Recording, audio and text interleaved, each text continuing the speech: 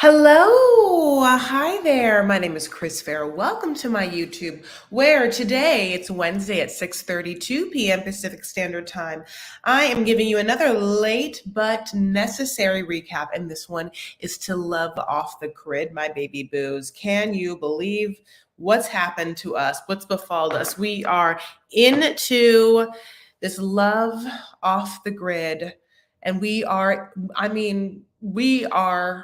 completely off generator. We're off the water supply. We are in the middle, in the thick of it, honey. Our tomatoes that we planted like not nary a couple of weeks ago, they're full bloom. Oh yeah. No, we're making it work. We're not going to pay any taxes this year. That's not true.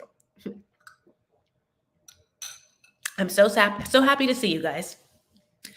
My name is Chris Farah. As I said, this is Love Off the Grid, Season 1, Episode 5, which I'll be discussing here tonight with you. I have some good tweets. Oh, and one more thing. I have with me, who will hopefully join us, I assume so, later, Lyndsay and Spence's friend, Lauren. So truly a little YouTube magic is on my last recap, when we met Lauren on the episode, which would have been episode 4. Lauren, as you know, comes and sees Spence and Lindsay and takes lock, stock, and barrel of the situation and gives her review of it. Now, I go ahead and do these reviews, honey, and I don't think about anyone besides me talking. I never think about the fact that anyone I'm talking about would ever hear my words, see me, any of it. And so when she reached out, I was like, oh, that's really nice. She's left a beautiful, incredibly nice, warm comment. And I was like, oh, it's very brave and mature of her and cool. And I don't think that, okay, listen. I review things as I do. And so was I being the most polite person in my review of her? Did I end the situation? And no. Was I meaner to her than other people? No. Was I trying to be mean? No. But do I understand a circle of how things can actually transpire, in which people are people, and I talk about people like they're not people, but then they're actually people and they're nice? And do I, yes. So having said all that, I'm excited to have Lauren come on. She and I got to talk a little bit earlier, and she provided a lot of context and a lot of filled out information for that couple. And some things she said were like, oh yeah, that's tracks. I can totally see that. And some things were really, no, I mean, everything was remarkable and noteworthy, and some things kind of came from left field. So I'll be excited when she joins in a couple of minutes. So I'm going to try and talk about someone, get people out of the way. Listen, this wasn't a heavy Joseph and Myisha episode. So I'm going to start with them because there's not much to say. I'll tell you, Joseph and Myisha, as we know, we love their love. They're they're in a place called Center, Alabama. The center of Alabama? I'm not quite sure, but it's Center, Alabama. And as we know, they had brought Mia to come visit the homestead and try out that polyamory life, my loves. And when Mia got on that homestead, she got right into the hand of a Myisha. I mean, she really got in there quick, but what she didn't want to do was not marry any work, not anything with a goat or anything. Now, that sounds gross, but she didn't want to even, right, that life wasn't for her. I want to know, is Joseph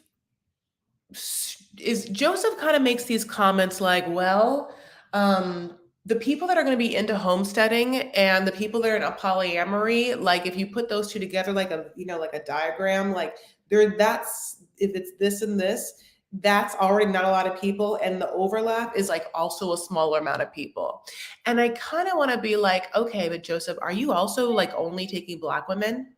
Just want to know, because it's a little hard for me to think like, oh, you're just trying to like bring Black women on to do a bunch of work for you. Is that what it is? Or is it just happens to be?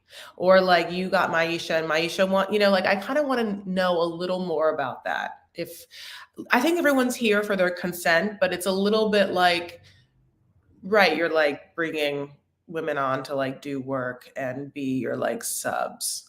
And Myisha's okay with subs. I just, nothing about the homesteading is as important as or as interesting as like,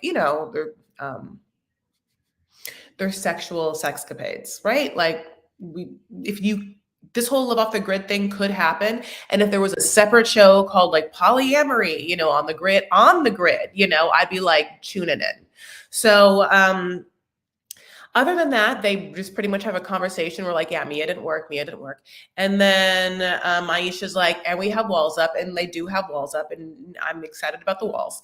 And then she's like, so I understand why Mia didn't work because we didn't get alone time because, and Joseph's like, well, we don't really have like a loan period because we were in a tent. She's like, yeah, but she could have gone a walk. And we're like, oh, okay. But Myisha does get her way a little bit about something else, was Myisha wants to get a ring on it. She wants to get married, right? And Joseph was kind of like, meh, okay, what? But I'm not going to spend one penny on it. And she's like, oh, you're not going to, that's fine. You don't have to spend a penny on it. I'll spend pennies on it, but I want a big wedding. He's like, oh, well, you could also just get married like in this beautiful forest. She's like, this forest that we live in, we see each other all the days, every day. This isn't also like a beautiful forest. It's like a forest. I mean, like I've seen, like there's pictures of beautiful forests. I would call this like a nice little patch of trees, maybe. And then she's like, how do we make this work? I really want a big wedding. And I don't know why, you could tell me in the things, why he's doing what he's doing, which is he's basically tied a bunch of like hand mirrors, the kind of hand mirrors, honey, that you're at a beauty salon and then you're done with the cut, you're done with the color. And the person's like, what do you think? And you're like, I love it. That kind of thing. I must have missed what he's doing, but he is just, he is tying these mirrors around the thing. I mean, like you can get Spella in if you want. It's like from 90 Day Fiance. Like, is this some sort of witchcraft thing? Myisha's like, I'm just gonna not pay attention to that. I'm not gonna talk about that. I'm gonna absolutely let you do what you do with the mirrors, honey, and them that tooth floss. But we are gonna get married. And he's like, okay, how about we just have just a forest ceremony, like little nymphs, like Thumbelina and her prince, honey. You know what I'm saying? Thumbelina, old reference. And in a year, when the house is totally up, we'll have a big ass party. You invite all of your family. I have that one friend that thinks that this is the best idea that he's ever heard of, this polyamory homestead. That's my friend, and Myisha's like, done. So that was really the end kind of their segment. So, I'm so excited. I see all you guys. Hey, again. Hey, you guys, thanks so much for coming back. I don't know if he's racist, but what is it? I just want to know what's happening, like if he is only choosing Black women to like come on the ranch and like help build this ranch with him. So that's what I'm trying to say. I will say that I, not having a lot of Joseph and Myisha was a turn for me because we've definitely dived into like almost all of them, and not being able to really see Mia leave, which was sad for me. Like, how did that go down? Like, I would have liked to then be like, well, Mia, this time has been great. Really great time. Your Uber's here. Like, is it like straight up like remember Polly D, like, call a cab, like, thank you so much for the super sticker. That's really, really exciting. Marie, this is lovely of you. That's so nice. I am super excited because, as I said, I got to have my first Love Off the Grid guest, and she is here. So I'm super pumped to be able to bring her on, and I'm going to type in her info for you guys so it comes up.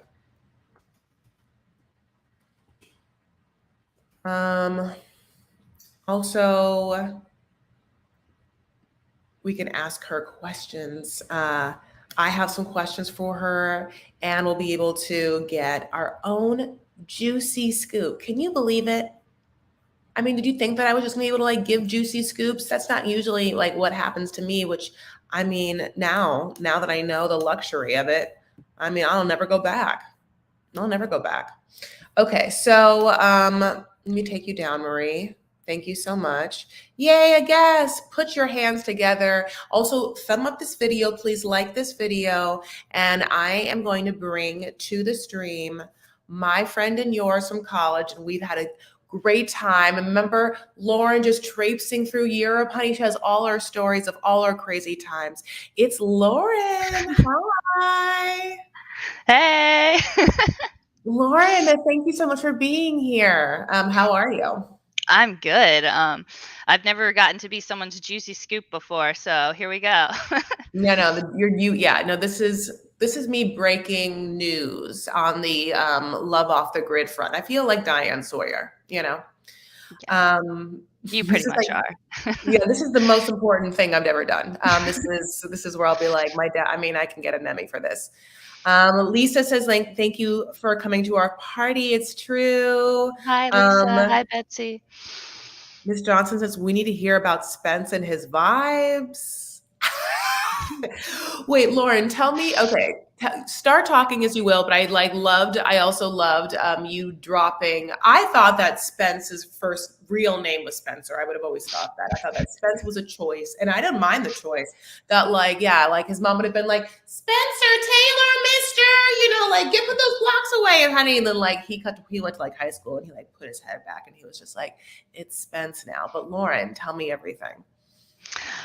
Yeah, his name was a surprise to me too. So yeah, I hadn't met him before this, so that was all like totally legit. That was our first meeting right there. And so for the whole first day of shooting, I thought his name was Spencer. I thought it was just short for, Spence was short for Spencer. And so while they're like interviewing me, when I'm talking about him and how I feel like he should be for Lindsay, I'm always saying, oh, Spencer, Spencer, Spencer. And then when I was watching what they actually put in the show, I say Spencer. And like that night, I found out that it's not short for Spencer. I guess his mom's maiden name or something like that is Spence. So that was like, that's his whole name. So I was like, oh gosh, at least you can tell that, I didn't know him beforehand because I didn't even know his name. But yeah, no, I thought his vibes were like, I got some good vibes from him, which like, I've been around Lindsay for a long time. So I've seen all the different kinds of people that she's been with. Well, maybe not so much recently, but back when we were in college. And like, I don't know, I thought he seemed like a good fit for her, or he seems still like he could be. We'll see. I love the fact that I recognized Lindsay introduced you to like all the dogs before she got to Spencer. When you walked in, she was like, this dog, that dog. Like you had hung out with one of our dogs. She was like, remember that dog? You were like, yes, that dog. And then she was like, Spence. Is that how that went down? Yeah, that actually went down like that, and I thought that was hilarious too. That she was, because he was just like standing there, and she's like pointing at all these dogs, and I'm like, don't I need to meet him, But yeah, I think it was good. He kind of like sets the tone for what they're showing a lot of in the show. Did he have that vibe of like, I better have you like me because I'm in love with your friend and you're like one of her oldest friends, and so like was that kind ofness? No, I mean, I don't know. He didn't seem to care too much, like what I thought, but he was just really like authentic and chill. So like I felt comfortable right away. Like we had one phone conversation when we were like, they were like inviting me to come out for the show and stuff, and because I was like, okay, like this is reality TV, like we need to get all our ducks in a row. Like I don't want to bring up the wrong things that you guys are gonna get mad at me for later and this and that. And they were just like chill and laid back, and like even my first conversation with him, it felt like I knew him longer. So it was cool. He's a sociable guy, even though, he's like, oh, I'm a hermit on the mountain. I'm like, whatever, Spence, you are like a likable, popular kind of guy. Like you're just choosing to get away from all that, which why not? Like, that's fine too. Yeah, they obviously have put up this difference between them. Lindsay, of course, being like very active, very social with many specifically guy friends or like opposite sex friends, and like how I guess in comparison, Spence is jealous and also introverted and would rather not be around anyone but dogs and maybe Lindsay, but like only 4 of those dogs and definitely not 5 of them. Um, Wait, so tell me a little more about the dogs and Lindsay and Spence, like because they actually are a huge, not only I mean part of their family, but also like storyline, and also the Yeah. crux of how they first broke up. Yeah. I'm gonna try not to like ruin too much of like the magic of the show, but I'm just gonna tell you based on like what my experience has been, uh, and the insider info that I know. But yeah, I don't know. I think it's like presented on the show that like Lindsay's got all these dogs and Spence doesn't want them, but he's kind of like putting up with them or something along those lines. But I don't know. The dogs have been a big part of their whole thing they got going on for a really long time. Like they mentioned this and showed this a little bit. Lindsay drives a pedicab, and she's been doing that for I don't know a long time now. And so she had her one dog, Foxy. It's like I'm sure they give little names, captions to all the dogs on the show. I noticed every time they show May, it's like May in the corner. But yeah, so she had Foxy for a long time, and then she met Spence, and Spence had May, and those were the only dogs in the picture when they met. And so then while they were together, they got a puppy, which I think is Coda. They also changed one of their dogs' names, so I get a little confused. And Ha! like, and you can see it in the show actually, like I don't know if it was Coda or someone else, but they changed one of the dogs' names to Dobby. So later in the show, they're talking about Dobby. Like that's one of the dogs that was already there. They just changed the name. But yeah, so she had so they got that puppy together, and they were really excited to have this puppy. And then they kind of had these disagreements about how they should keep the puppy. So she's worked in pet stores and had all these different pets like for a long time, and so like she had a certain opinion on how things, and I mean this kind of is relevant for the show because she was raised like with city pet life, and he was raised with more like country pet life. So he was like, yeah, my dogs spend most of their time like outside and I guess like tethered but not like with a lot of room to run sort of situation. And so that was one of the things that like Lindsay and he disagreed upon a lot. And then they ended up like I don't know. It escalated. There were other things too, I'm sure. But they ended up splitting up.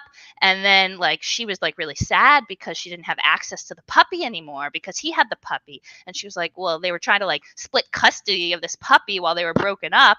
And so when they did get back together, that's one of the reasons they got another dog, or she got I think Voodoo, the husky.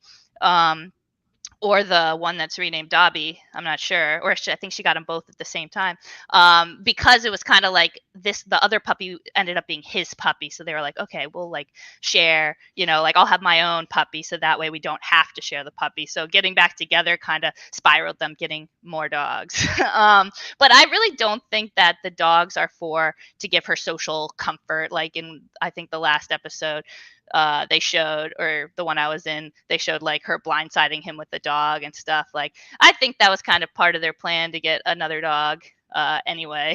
So I don't know exactly why they keep getting so many dogs. I think that it must be overwhelming. It's funny to see the internet talk about the 6 dogs versus 1 kid thing, because eventually you got so many dogs. I don't know. Can you travel to India ever? Like, can you do these things they talked about, I have tweets where people are like, yeah, she said, okay, well, so to bring up speed of what actually happens this episode, A, Spence to his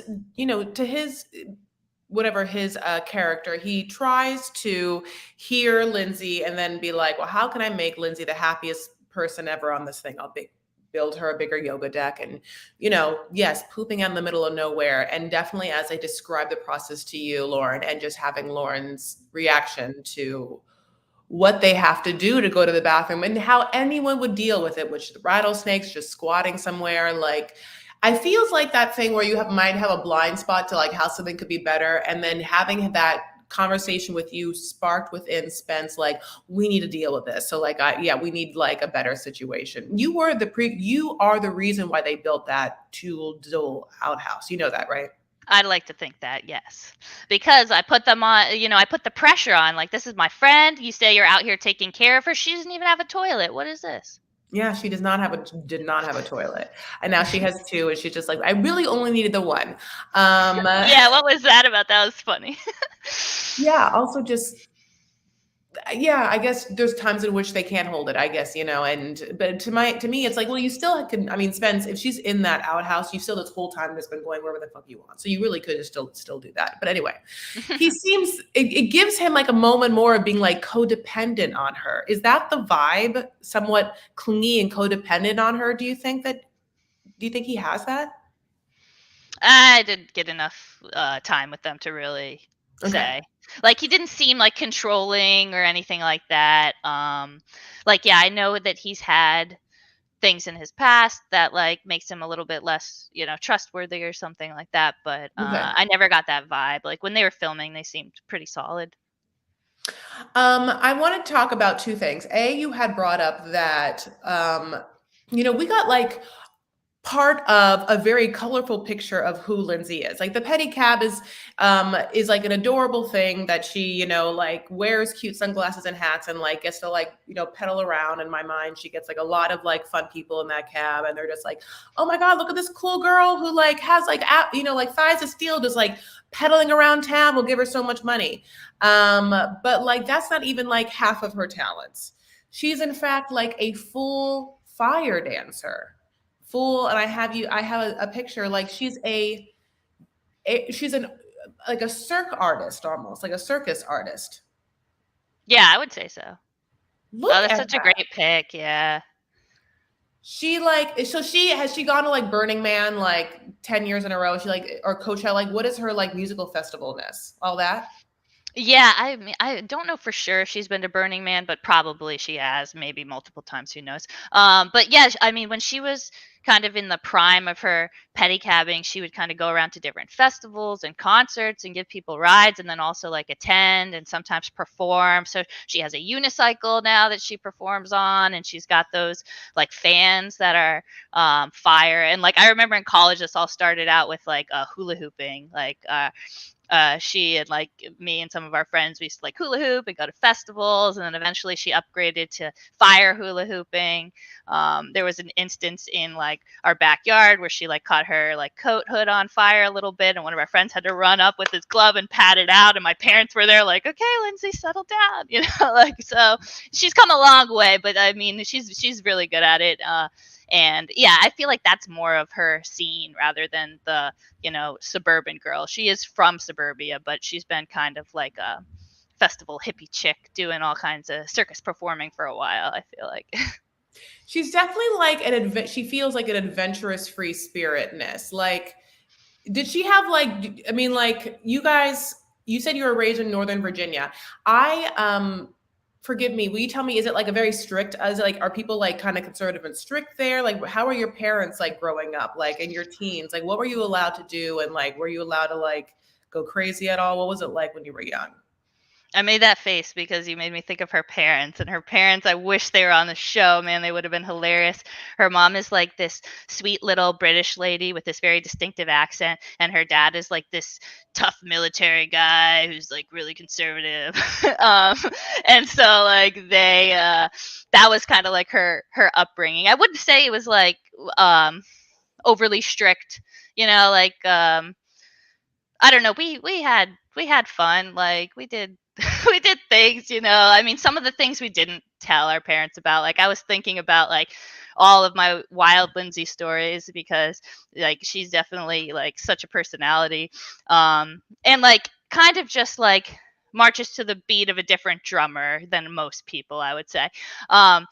And so I remember right after we graduated high school, we went to something called Beach Week, which is like popular, I don't know, in our area. So I guess we drove down with a group of girls to Outer Banks or something like that and rented a house for a week and had a lot of fun times. But she met this guy who she like really, really started to have these very strong feelings for. And she had this like whirlwind romance. And then, of course, we all went back to our various cities. And so one time I remember we like told our parents we were going to do like an overnight in an amusement park nearby, like King's Dominion.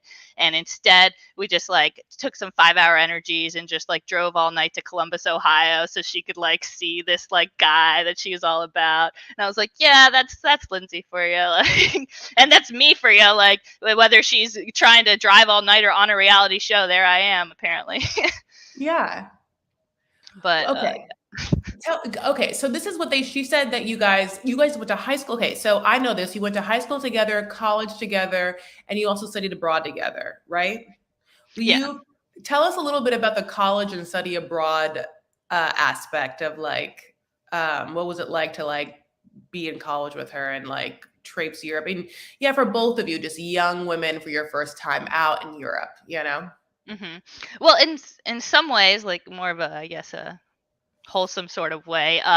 It was really like cool for her to be on a show like this because even though the focus is more like her relationship, like we were part of the environmental coalition in college, and so we were like planning different sort of climate change conferences and events and stuff. And she was also like a triathlete and part of the cycling club.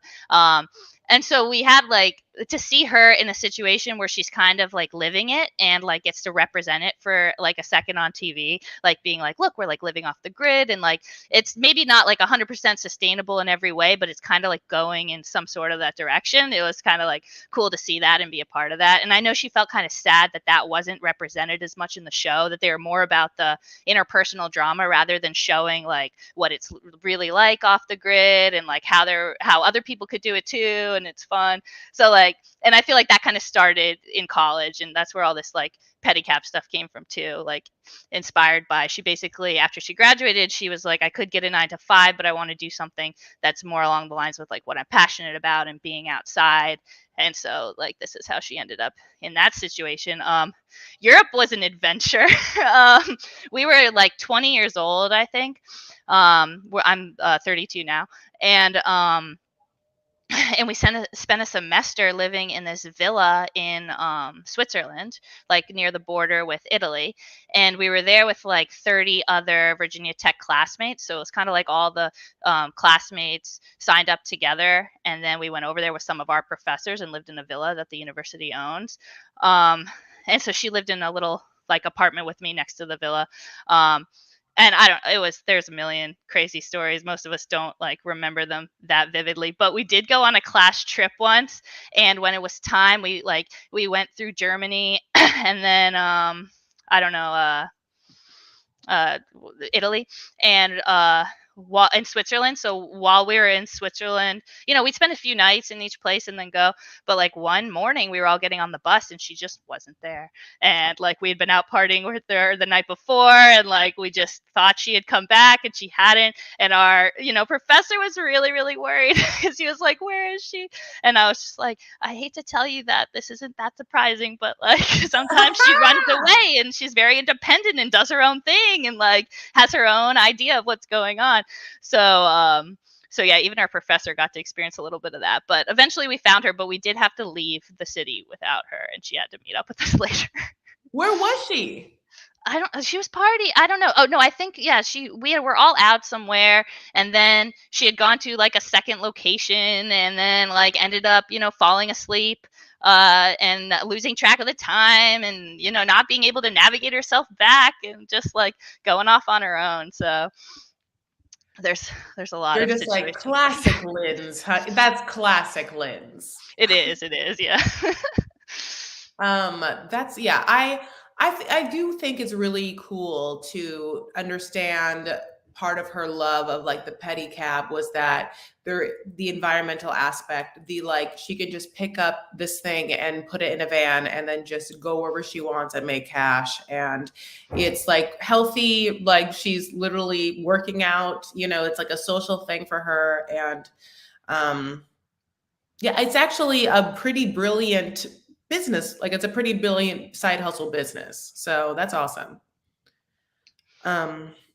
Okay, so this is let me say this. So the show says that Lindsay was, on driving through in the middle of, God bless, Colorado, and then just like picked up a cell signal and then like swiped right on Spence, which is like, anytime I hear anyone meeting anyone of substance into a long distance relationship on social media, that already seems like how and why, and that's crazy.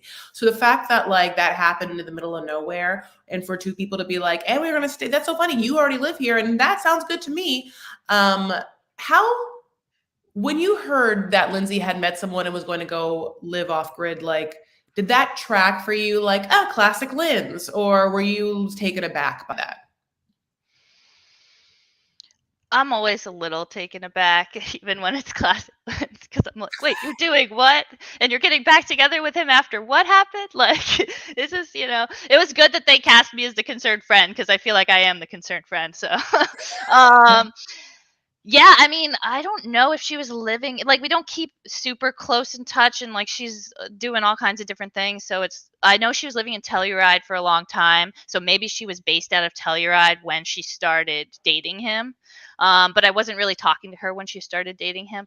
But I don't know. Oh, in the show, they said that, like, or he tells the story and says that she was just like beer or something like that. And then they just like went out and got a beer. Oh yeah, But I feel, hiking beer, and that was oh, magic. hiking, yeah, yeah. Beer. Yeah, that sounds cool. I mean, that sounds pretty like confident of her. So if she did that, then right on. That sounds pretty like, like, hey man, you like me, right? I know you do. Like, let's go out. That um, feels like how she would be. Like, Lauren, is she not like that? What did she go? I feel like I don't know her, but I feel like I know her. So I feel like if I was at a bar with Lindsay and she was single and she liked a dude, Lindsay gives me very much the kind of like girl that would just like go up, have like cute sunglasses on, like say something adorable, and then guys would just be like all about it. But that she doesn't seem like she sits back and like doesn't facilitate things.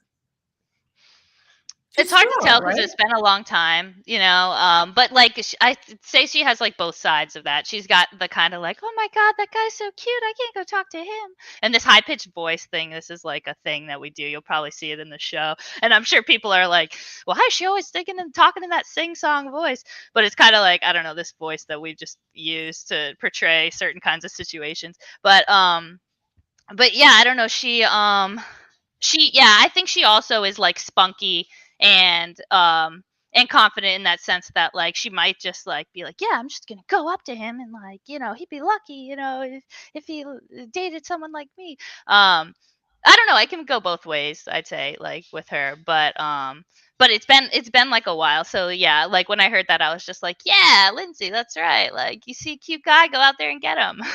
Yeah. um I'm not surprised after they met though that they like hit it off because it sounds like they had a lot of similar backstory sort of interests, even if it's not like living off the grid.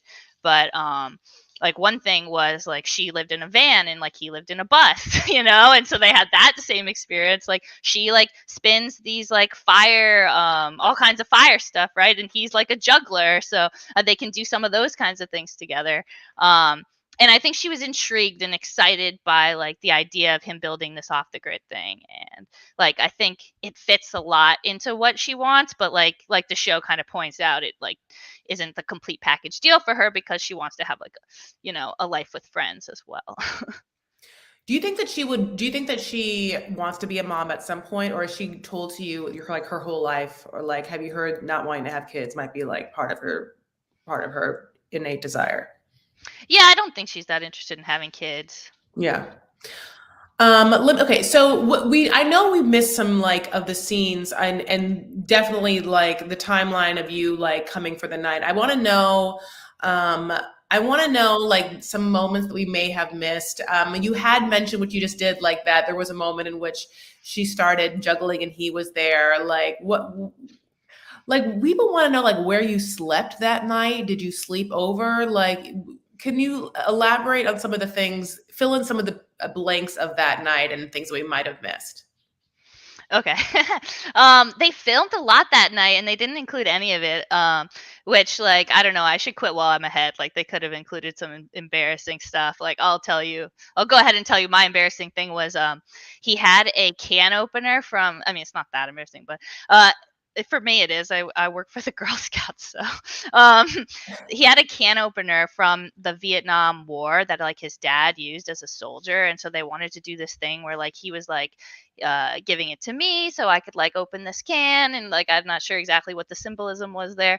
And I'm left-handed too, and it was like pitch black, and so he gives me this can opener, and I for the life of me could not open a can, and there are like all these cameras, and I'm like okay, I can bring me the other can opener. By then I'd like bent the can so much it was like hopeless, so it's just like me fumbling over this can for a while. But they didn't include that, so all right, I'm safe. But it was another thing we did though that night is like she did some fire dancing, and then she also gave me like a thing, like a ring type thing that had something you could light on fire on the end, and was like teaching me how to do some sort of like fire dancing. And so I was doing fire dancing and she was doing fire dancing, and then he came out with this lit up balls and was juggling and stuff, and he had like made us this stew over the fire, and apparently it was just like cans of food and some ground beef or something like that. I guess it was supposed to like taste bad, but I'm not gonna like I don't know, like be like, oh, this is disgusting, like on camera, like. And so I thought it tasted okay, so I was like, it tasted okay. And later they were like, you're supposed to think it was disgusting. I was like, okay, well tell me and I'll act like it. I'm not gonna be mean like for no reason. But it was just kind of interesting to see that dynamic. But yeah, I slept in her van. So I could have slept in the house, like there wasn't like room. I was like a little afraid because the episode I'm in is called Three's a Thruple, and I was like, are they gonna make this out to be coming into their thruple here or something?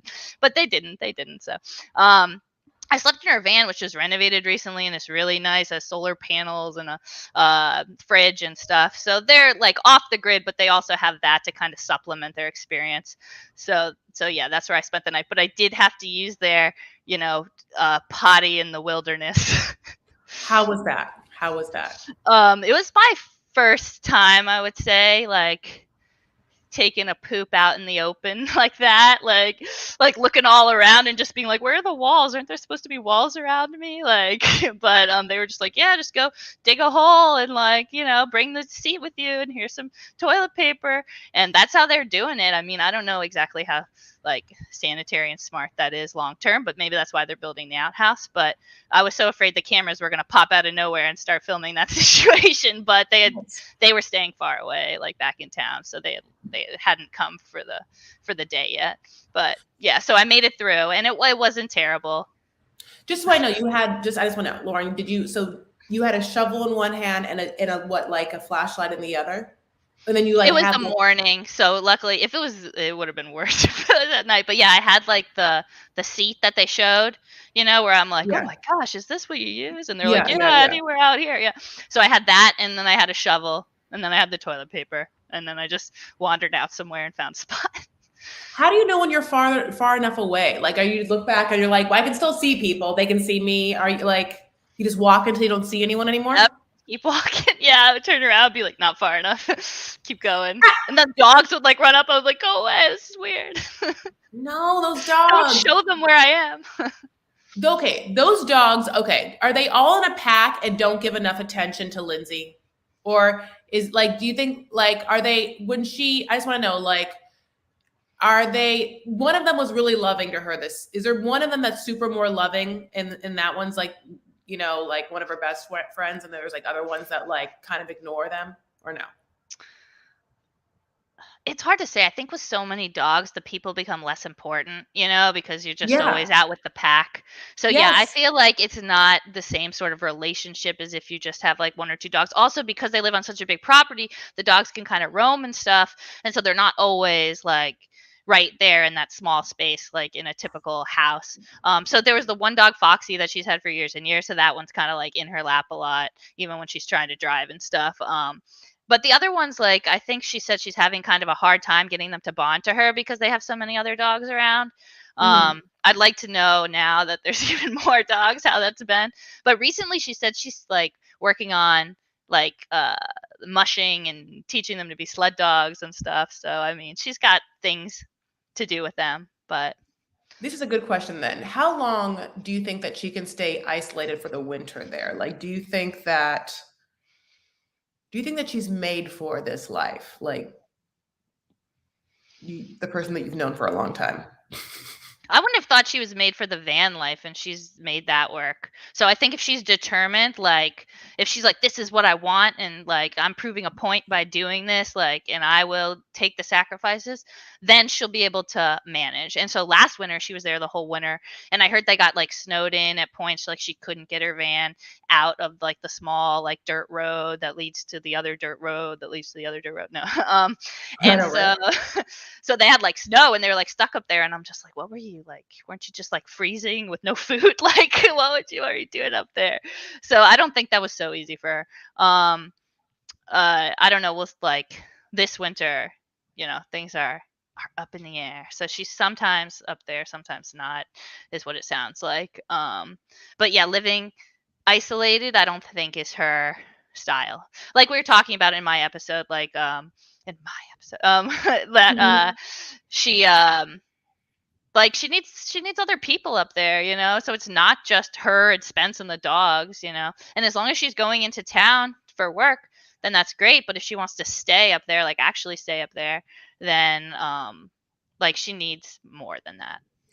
And Spence is popular, you told me. Like we get the thought, we get to see like Lindsay is like, we never introduced me to your friends. And if we were just watching the show, we'd be like, yeah, Lindsay, because he doesn't have any friends. What are you talking about? Like, Right. yeah, Lindsay, yes, you have been all those friends. They're right there at your feet, honey. You give them all your water all the time. But Lauren, like, tell us about like, does Spence have people? Yeah. I mean, from what I saw, yeah, totally. Like, I mean, I think he's making an effort to kind of like distance himself from the people that he knew. But it sounded like he had a really large network of people in Grand Junction that know him. I don't know. I mean, he's worked as a car mechanic. I don't know if it related to that or if he was just kind of like a who's who guy. But we went out to a bar like the second night, and because we were filming downtown with her pedicab and that sort of thing, and all these people come up and we're like, hey Spence, what's up, I haven't seen you so long, what's going on? And he was like, oh, I dated that girl over there, and like, like it was just like all these people knew him. Now I think we were at like the bar that's like his spot, the place he likes to go. But Okay. when she's saying like, you don't introduce me to your friends, it's because like she's not from that town, and Yeah. she came there, she wants to meet people, and he's been there a long time and knows a lot of people, but he's not like so interested in keeping up those relationships, and he wanted to like distance himself. So that was a little bit of a conflict they had too, where she was like, please, like I want to know people, and he's like, no, I don't want to bring those people back into my life. Wait, did anyone talk about what was the type? What was Spence's ex-girlfriend like? What is she like? Was she remind you of Lindsay, or was she like a totally different type? I don't remember who Okay. it was, but I would say like different. I would say probably different. But Okay. like I don't know. Lindsay's different from everybody. That's true. Okay, so yeah, on this episode, they talk more. On this episode, after they talk about the fact that they put up that new outhouse, and they discuss the fact that winter is coming and some of the things that they would like to do. And I think another great addition would be like a very large dog house. Like, might as well have a separate dog house. I would think it'd be great. But Good one thing idea. that also happens is that they decide to pour each other like a glass of wine, and the wine looked like Boone's Farms. I mean, Lauren, this was like a very like sugary wine. I'm not quite sure. It looked like Crystal Light mixed with wine. Did you have any of whatever they were drinking when you were there? I did not. But and I do wonder where that came from. It was kind of like a thing while we were there that we weren't supposed to drink on camera. Um, and so like a few times we had like mugs and normal like looking like it was not drinking, and there was some drinking going on while they were filming, because the filming just went on and on and on and on and on. But so I'm not sure if that was actually alcohol or not, or maybe they're only allowed to drink on camera when it's like for the show or something like that. But from what I understand, they're not, brewing anything or, making anything of their own up there. But hey, why not? They maybe should. But yeah, I don't know. Spence might have seemed a little tipsy in that scene, so I don't know. Maybe they were actually drinking. I mean, Yeah, he's talking about putting a ring on it. That's some serious talk. that is serious talk. Like he loves her. He definitely, I mean, yeah, for us, it makes it seem like Spence is 20% in. And whether this is true or not, sometimes when Lindsay talks to Spence, it feels like she's like, I mean, maybe I'm into you and maybe this could be my life. However, I'm very much open to the possibility of leaving immediately. Like she seems like she could take it or leave it. And right now she's taking it, but like don't forget the fact that she could leave it. And Spence is like, stay here forever, you're mine. I feel like Lindsay's a pretty honest girl. Like, so I don't know. I feel like she was just like, she's not going to hide anything well, And so like maybe she was trying to come off as like non-committal or something like that. But I feel like the fact that she might be in or might be out or isn't quite sure was kind of like present in that scene. And you could like tell because she didn't like I said to you earlier, like it was kind of like he was saying, I love you. And she was saying, thank you. Where it was like, you can't quite tell what she's really feeling about this yet, and she's not committing either way, and just being like, yeah, we'll see how it goes, which I think is kind of reflective of a lot of things that she does in life, where she like takes a lot of time deciding and isn't going to be like, yeah, this is great, this is awesome, we'll do all this, when she doesn't really feel that. Mm-hmm. She definitely seems like an authentic person who listens to her heart. But yeah, it definitely seems like it's not that she thinks, yeah, it definitely feels like I hear her resistance. And also I wanted to, as we wrap up, and I want to get one more question. I want to get a couple more questions to you. I also want to remember with everyone that, as you said, the conversations we are seeing are set up conversations and scenes where the producer is like, okay, so this is the scene where we talk about whether you guys are going to survive the winter and get married afterward. And this is the scene, Lauren, where you come in and see the house for the first time and there's going to be this weird thing. And we get Lauren, having reactions to all the things that Lauren's supposed to have reactions to, honey, because Lauren knows her job, right? And so I think a lot with this Lindsay scenes where, Lindsay is, I mean, yeah, she's like on TV, and for someone who, God bless, like didn't go to theater art school, she's not trying to like be anything, but also it's just weird to be on TV and be like, oh yeah, I hear you when you say you love me, and I feel such great loving feelings for you too. Yeah. I can't put them all. I don't know, I'm not gonna like put all my cards out there and commit to like what it is, but I'm trying my best in this moment to be as truthful as possible. Yeah, totally. Interesting question. Are they fond of other intoxicants? I mean, is that because I'm in Colorado and you're middle of something? Look at Honey Rider, honey. Look at her. Like, I love that Honey Rider asks these questions when you go to her like main picture. You're also like, great question. This looks like a little fairy nymph. That is like a picture of Honey Rider when she's microdosing. I'm just kidding. Let's see. How do we answer that? If you take a little look back in the episode I'm in, you could like glance into the garden and you might see something growing there.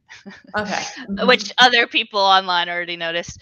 But yeah, I mean, like, they're like, free spirit type, and certain kinds of things help you open the mind. So who knows? Now I just want to let you address things because you, my God bless, just got to like go on the show and then people started talking about it and people talk about it like me here and people online.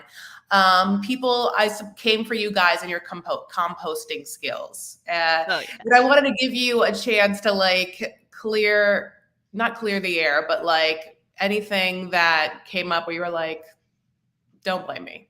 Set the record straight. Yeah.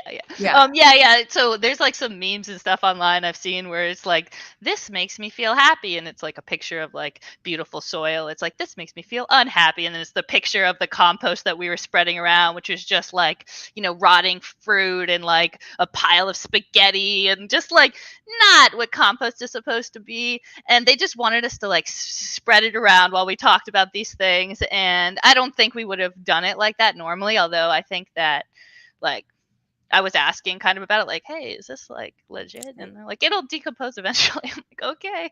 But it was the worst smelling thing I've ever smelled. Like the cameramen and stuff had their like shirts up over their nose while they were filming it too. Like I felt bad for them having to be on the scene. But and I think there might have been dog poop in there too, and it was closed off, and it was a hot day, and it was just all stewing in there. But yeah, just for the record, that's not my idea of composting. I'm not a terrible composter. And when you were saying in the last episode when you were talking about it, you were like, oh, you come off as like pretty like negative and just like kind of like naysaying all the stuff that they're doing. And it was interesting for me because I felt like I was kind of doing these like reaction sort of shocked faces, and they looked really like contrived and fake and stuff. So to hear you being like, no, she's like, I think she's negative, I was like, oh, okay, all right, I'm actually like pulling off whatever I was supposed to be pulling off. But I mean, it was kind of interesting. They took us all through her whole house and the outside, and we talked about all the different aspects, of like the shower and the bed, and oh, look at this bug, and how do you get the water? And so then they boiled it down to like that really quick scene of us just like talking and then going outside to talk about the toilet. So it was kind of like interesting to see what they picked. But I think they had plenty of footage like to portray me as like even more skeptical and not on board. So I'm happy with kind of like what ended up coming out. But yeah, it's funny to watch us because like we took a film study class together our senior year of high school, and so we had to like make movies together, and we're both just not good actors. Like we're not trained. That's not what we do. That's not our thing. Like maybe, who knows, maybe someday we'll be trained. But so I felt so bad for them having to work with us because they tell us what to talk about, and we had to like talk about it and try to make it like authentic and not just be like cracking up or like talking in weird voices or just like being super boring. So I think props to the editors who took whatever we were saying and make it like a watchable show. I mean, are you guys like liking the show? Like, is this like, how do you feel as someone who watched 90 Day and like this is from the same people? Like, is it exciting? Is it fun? It's, what's so great about it is no one's, you can root for every couple because no one is horrible except for, and now, I mean, Angela and Josh is like maybe not the one you're going to root for, but I think, like there is authentic love and connection there where it doesn't feel like one is obviously taking advantage of the other one. Like there's a lot of that, like that in the 90 Day world where it's like, oh, that person is just, God bless, paying someone else to just pretend they're in a relationship, and who knows if that person's even real. We know these people are real. They've met each other. They're actually in relationships, and two of them, obviously Spence and Lindsay, and Charlie and Jen, like actually, have been knowing each other for a minute, like so. But let me ask you some other questions that came up. So oh, this is one question, Lauren. Anything about production you were surprised by, and was it super contrived? They were kind of like pursuing a few different storylines. And I don't think this one is going to be in it. We'll find out in the next episodes, I guess.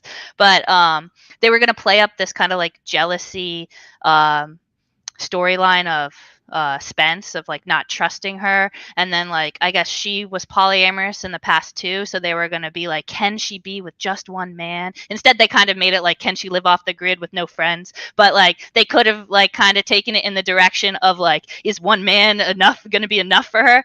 And I think they had this scene where she goes and she like performs. Oh my gosh, she's calling me right now. What does that mean? Should I answer? Yes. She's just gonna want to vent about Spence. What do I say? Say great. Oh gosh. Hey, Lindsay, what's up? Hey. Just, I don't know. How are you? I'm good. I'm chatting about your show right now on YouTube. Yeah. But we're saying only good things. We love her. We're saying only good things about you. Do you want to say any shout outs to the fans or fans? Do you have any questions for Lindsay while I got her? But I'd be glad to chat with you about that long text you sent me later, but probably not at this exact moment. Okay, sure. Whoa, that's trippy. All right. Yeah, so go follow. Lindsay, do you have like somewhere on Instagram or Facebook you want people to follow you or like or join? I haven't decided yet. I'm really torn about what I want to do, honestly. Tell her, Lauren, you can tell her she can contact me if she'd like to like talk with whatever she wants, and I would love to have her. Cool. Yeah. Yeah, she's got a Colorado rickshaw thing that she might want to promote, but she needs more content. Okay, well, the person who's doing this like live stream said that you could totally reach out to them and she'll like help promote it and spread the word. Yeah, she should do a petty cab Instagram. I will. Don't worry, it's all good.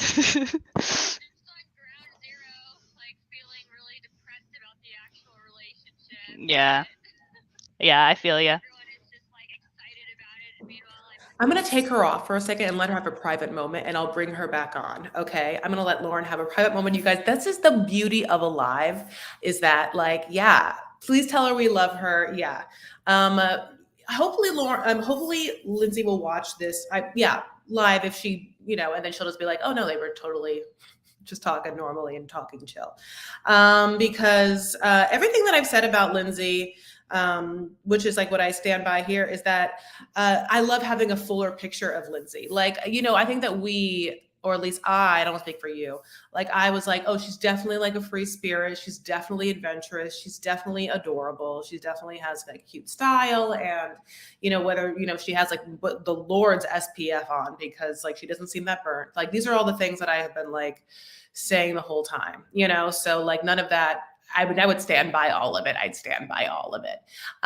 So I think that, Lindsay should like definitely have an Instagram. It should definitely be her personal Instagram. She has like such a cute style. She should absolutely be like van life or like petty Instagram. Like she could be like, people could pay her for, I don't even know, like environmental cause activists. Like she could totally, I think that it's a really smart thing. So I'm going to bring back Lauren. I wanted to give her some privacy, honey. Unlike Spence wants to give Lindsay privacy in that 2-person outhouse.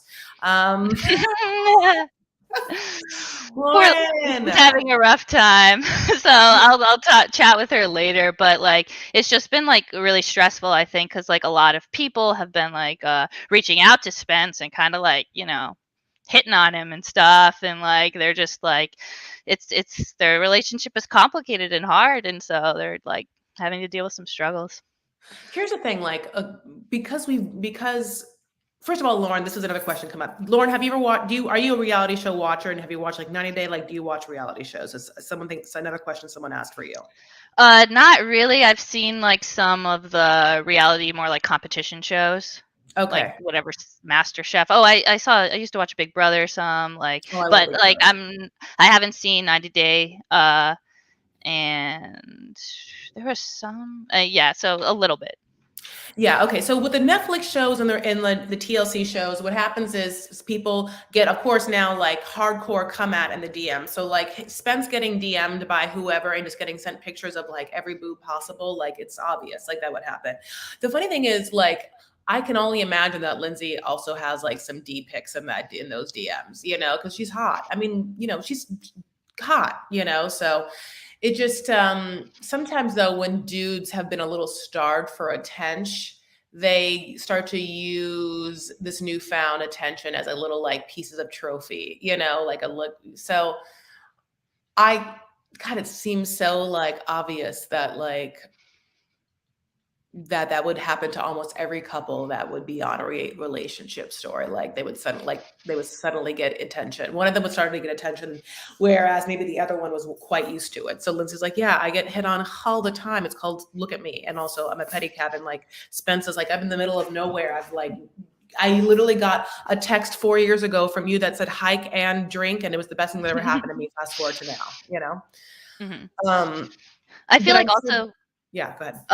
that like I don't know, a lot of his, for whatever reason, like his circles are maybe more into reality TV than like who she's friends with. So he's been getting a lot of people who he knows reaching out to him, being like, "Oh, I saw you on the show, and like it's so exciting, and like get the family together and watch it, and like this and that." And like she hasn't felt like super awesome on how they've like portrayed her, so she's not like kind of like broadcasting it everywhere to people that she already knows. So like most of the attention she's been getting is from like internet strangers, which, as we know, can be like super harsh. And so like I think she's kind of struggling with that too, because just that it's not as much, it's more negative attention rather than positive. Now I'd be interested to know like if guys are hitting her up, and I've seen like a lot of compliments on like her butt and stuff, and I'm like, yeah, get it, girl. She's hot as hell. She's like hot as hell.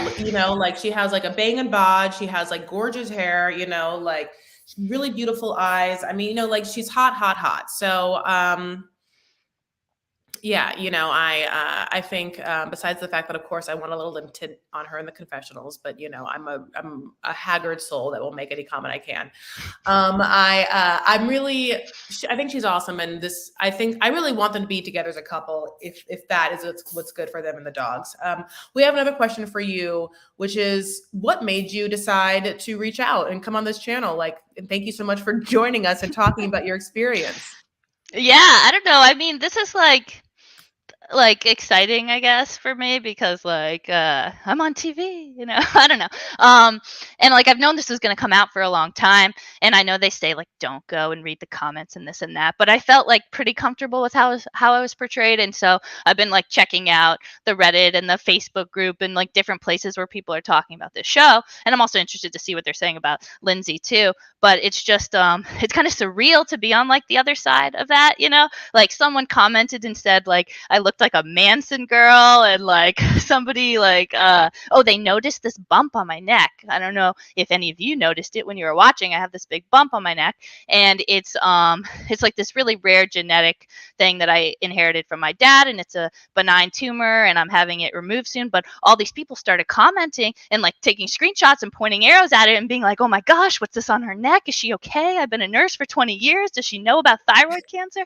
And I was just like, this is weird. This is like my life, like just to see what people pick up from that. And in a way it was kind of like endearing, because it's like they were legit like commenting because they were like worried that I like didn't know and it could be like endangering my life. And so I was like, oh my gosh, that's so sweet. All these strangers are like, and I mean, yeah, there's other kinds of comments too, like me being called like a Manson girl is kind of funny. But I don't know, nothing has been like really like, I don't know, attacking my character or anything, but you really don't see that much of me, I feel like, to like dig into stuff. But it's just, it's been really interesting to see what people say. But yeah, I saw your, for some reason I was clicking on things and I ended up on this, and I was like, oh, it's someone who's talking just about that episode. And so I fast forwarded to the part where you're talking about us, and it was just so interesting to see. And like, I don't know, I got, even though you said some things about us, like I still got like good vibes from you. I felt like you were trying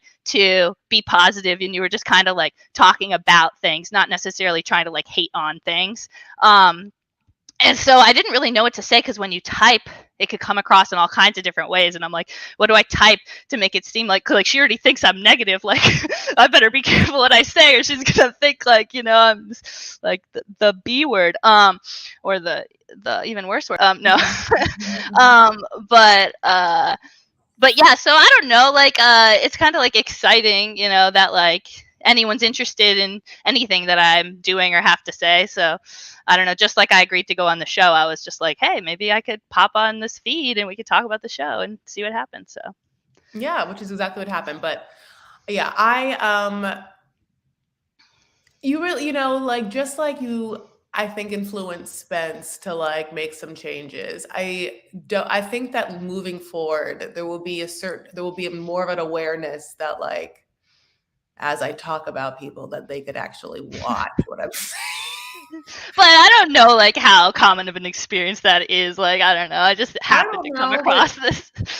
But yeah, it's true that these are like real people, you know, and it sometimes feels like they're like characters or celebrities or something. But in most cases, they're just like, well, I don't know. I don't know the kinds of people who go on these shows typically if they're like trying to be actors and trying to get publicity, you know, so people will follow them, or Right. if they're just like came across it and are doing it.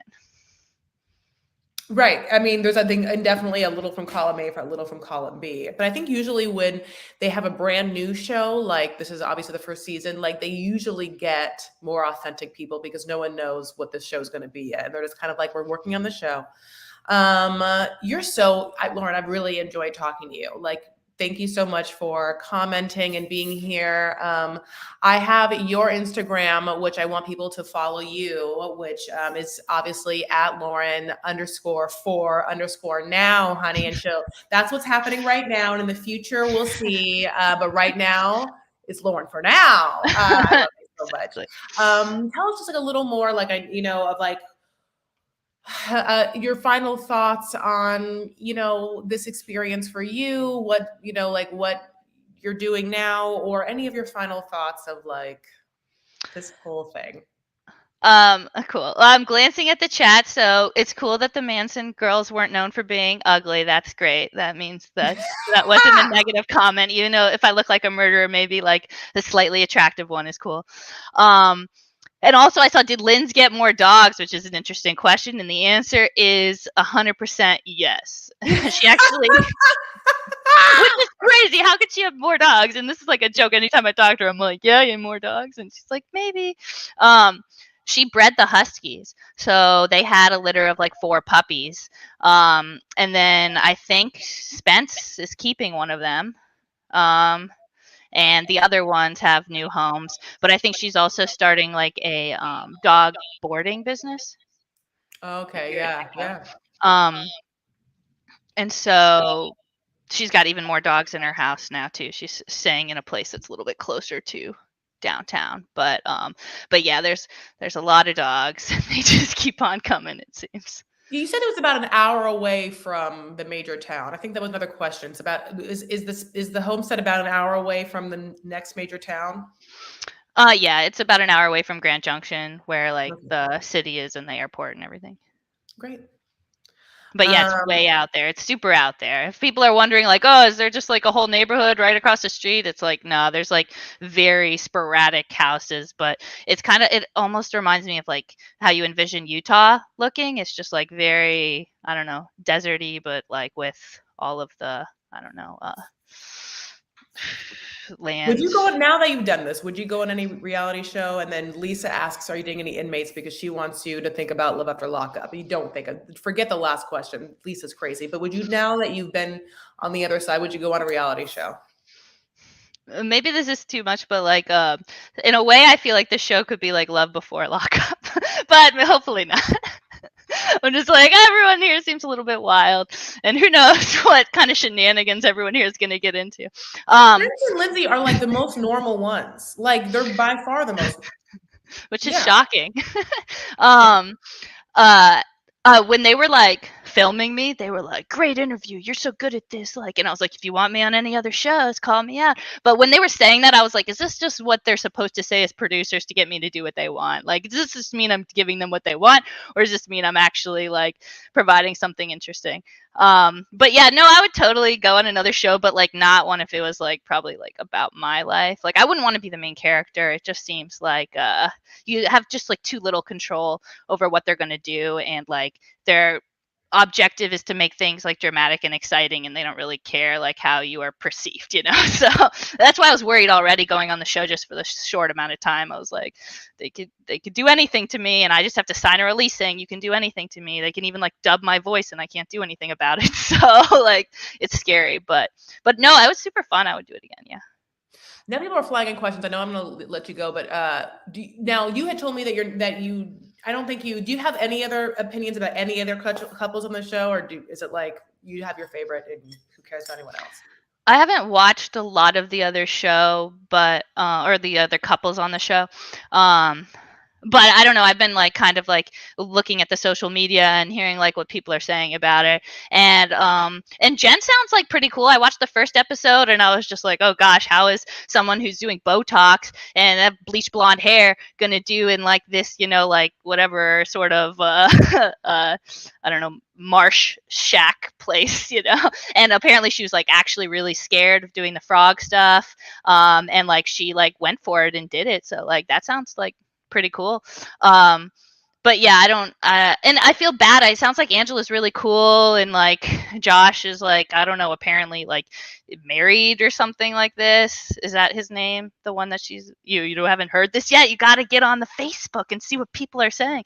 So like, I feel like, and she posted like, I'm not allowed to talk about things until after, but like, I feel like she kind of got shafted by him, and it sounds like she's like a pretty cool gal. So that sounds, but I don't know. Okay, that's fucking fascinating, and I can't wait. Everyone's dead. Everyone's dead. Okay, we're gonna deep dive. We'll deep dive and we'll talk about that.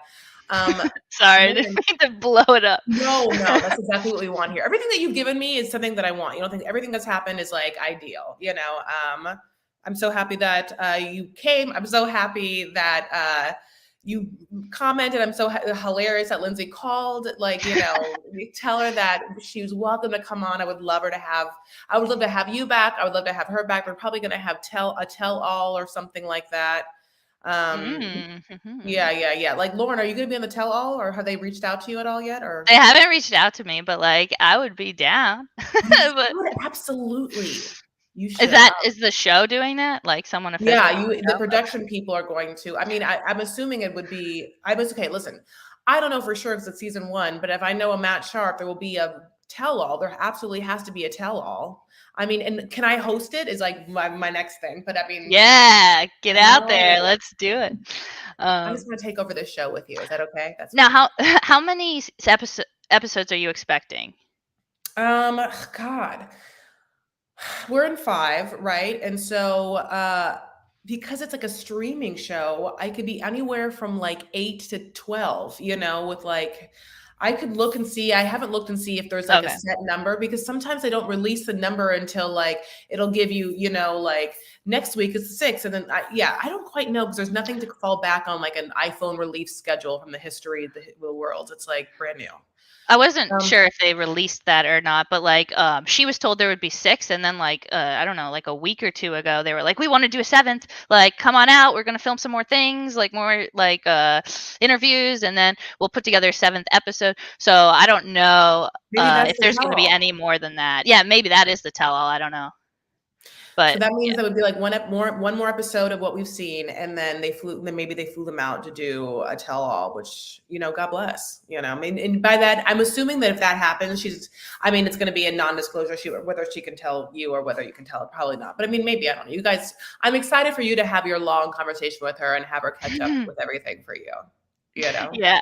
Thank you so much for like responding and having me on your show. And like I feel like we took what could have been a negative situation and we turned it into a positive one. So look at us go. I will, if you have any questions for her, I doubt she'll be willing to like come on this kind of stuff because she's still kind of iffy about the show, but maybe she will, because, there's certain things that's like, she would love to like, plug her pedicab business, and maybe some people who are out there in Grand Junction, like hit her up for a pedicab tour or something like that. So I'll like propose it to her, but yeah, if you have any questions for her, you can email them to me and I will like run them by her. I have no idea like what she can say. Like I'm sure she signed an NDA of sorts, but I don't know like what she's allowed to say and not. And like I didn't, so I just said things. So I guess I hope that's fine. We'll find out. But what are they gonna do? But okay, yeah, no, I'd super love to be back too. Great, I want you to. So having said that, yes, if you're watching this, where you're watching this in the replay, leave a comment on this video of a question that you might have for Lauren and or Lindsay, and we'll get it to them either way. So that will happen. Yeah, Lauren, you're great. You're awesome, and you're great, and you're super fun. And I've so appreciated like talking to you, and thank you so much for coming on and being cool. And I wish that I had said nicer things about you. And It's it okay. does hurt my It's heart that, okay. like, I don't think that I did a balanced job talking about you on the show, and especially like knowing what I know about reality shows. I kind of just skimmed the surface and allowed myself to try and uh like lazily talk about things and use you as like you know in a way which I didn't get to use your spirit in such a way. So I'm really sorry, but I really appreciate you, Lauren. Hey, that's Like, nice of you to say. And yeah, and like let me just like hit home that like I was a little bit like, "Oh my gosh," with like some of the things that you said.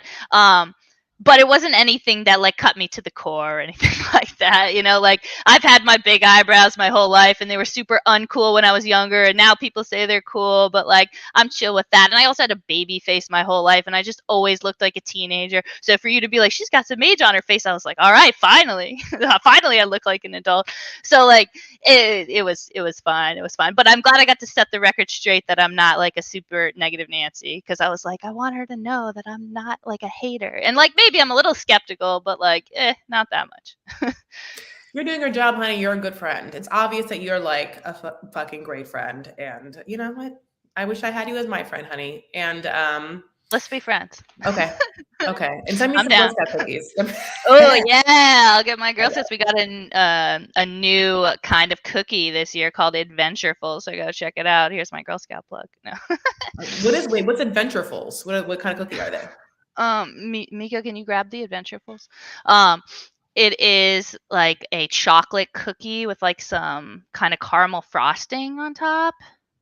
Yeah, they're pretty surprisingly delicious. Actually, I need to be careful, though. I think we have two different bakers.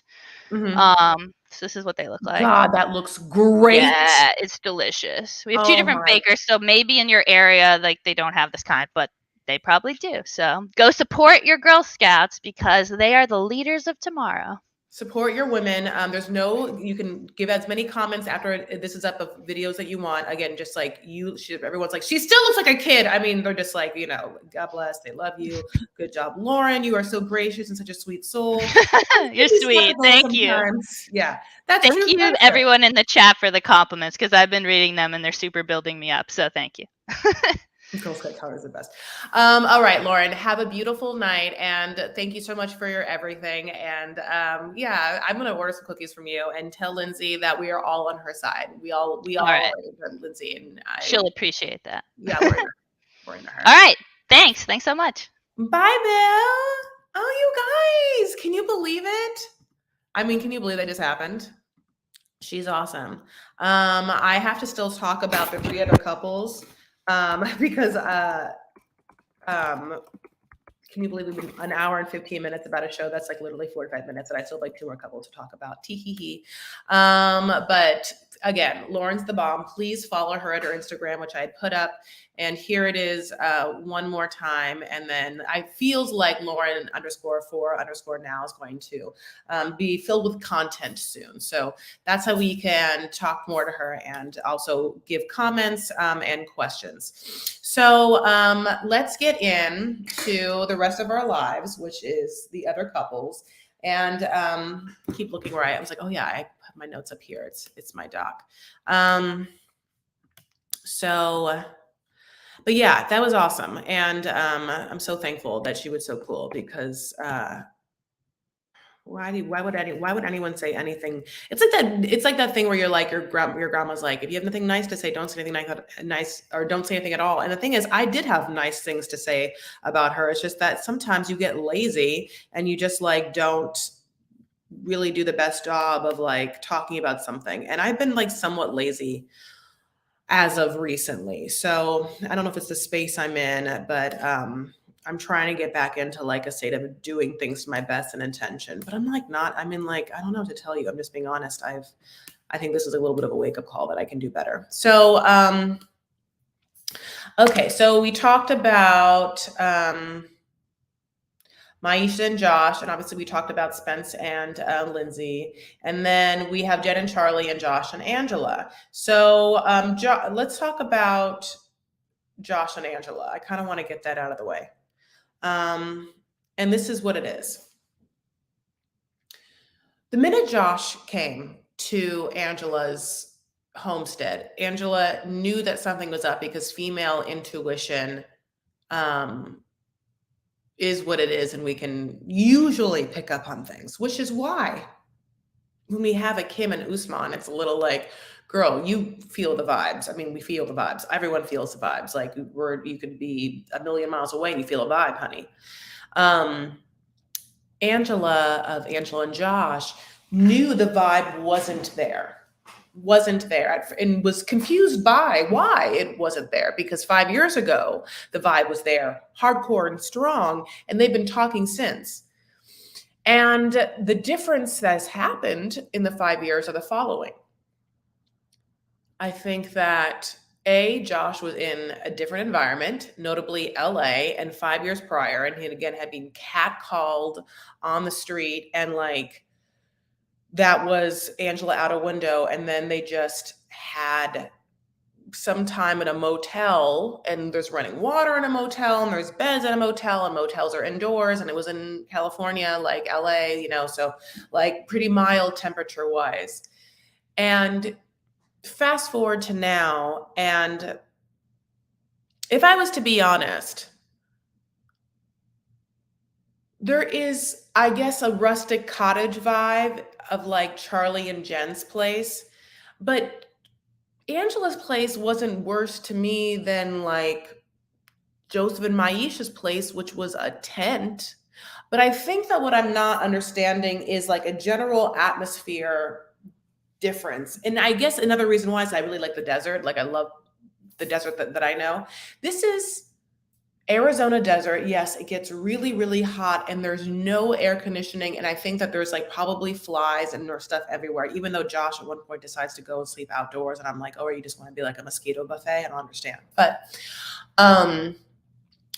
when Josh first walked through Angela's home, she felt like he was like snubbing his nose at it or somewhat disgusted by it.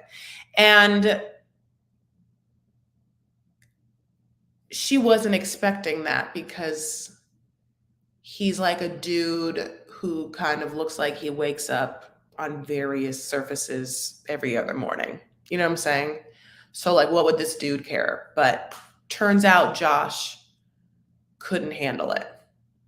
Not only could he not handle her way of living, the spark had died for whatever reason. Like she felt like maybe she looked different or she was afraid that was like what it was. And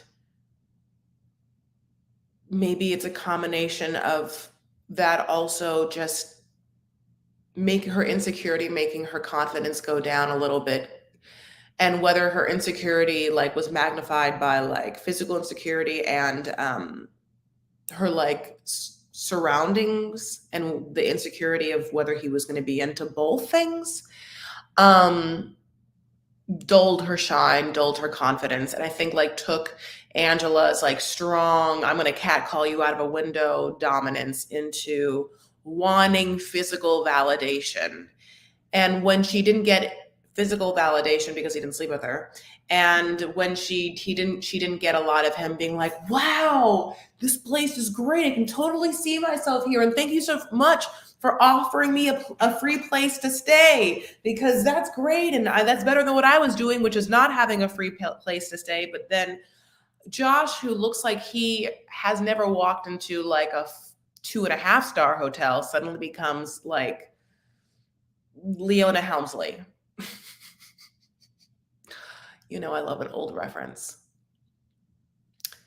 If you know who Leona Helmsley is, please drop like a dog and like a queen emoji or like a New York skyline emoji, because Leona Helmsley was like a hotel baroness that like had this place called the Helmsley Palace, which is now like the New York Palace.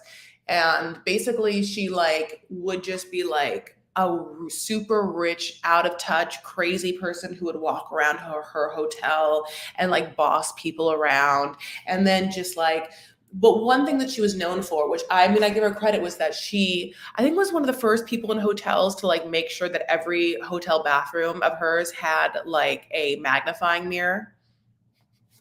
You guys, yes, queen of mean, honey. She's the queen of mean. She's the queen. I love it, you guys. Yeah, like Josh walked into Angela's place and turned into Leona Helmsley. I mean, he was just like, this is good enough for me. This isn't good enough for me. No, I can't do this. I can't do that. Here's the thing. There's not enough power in this place to run my UV gel lamplight for my manicure, my pedicure. He has black on his nails and yellow on his toes, honey. He's a little bumblebee.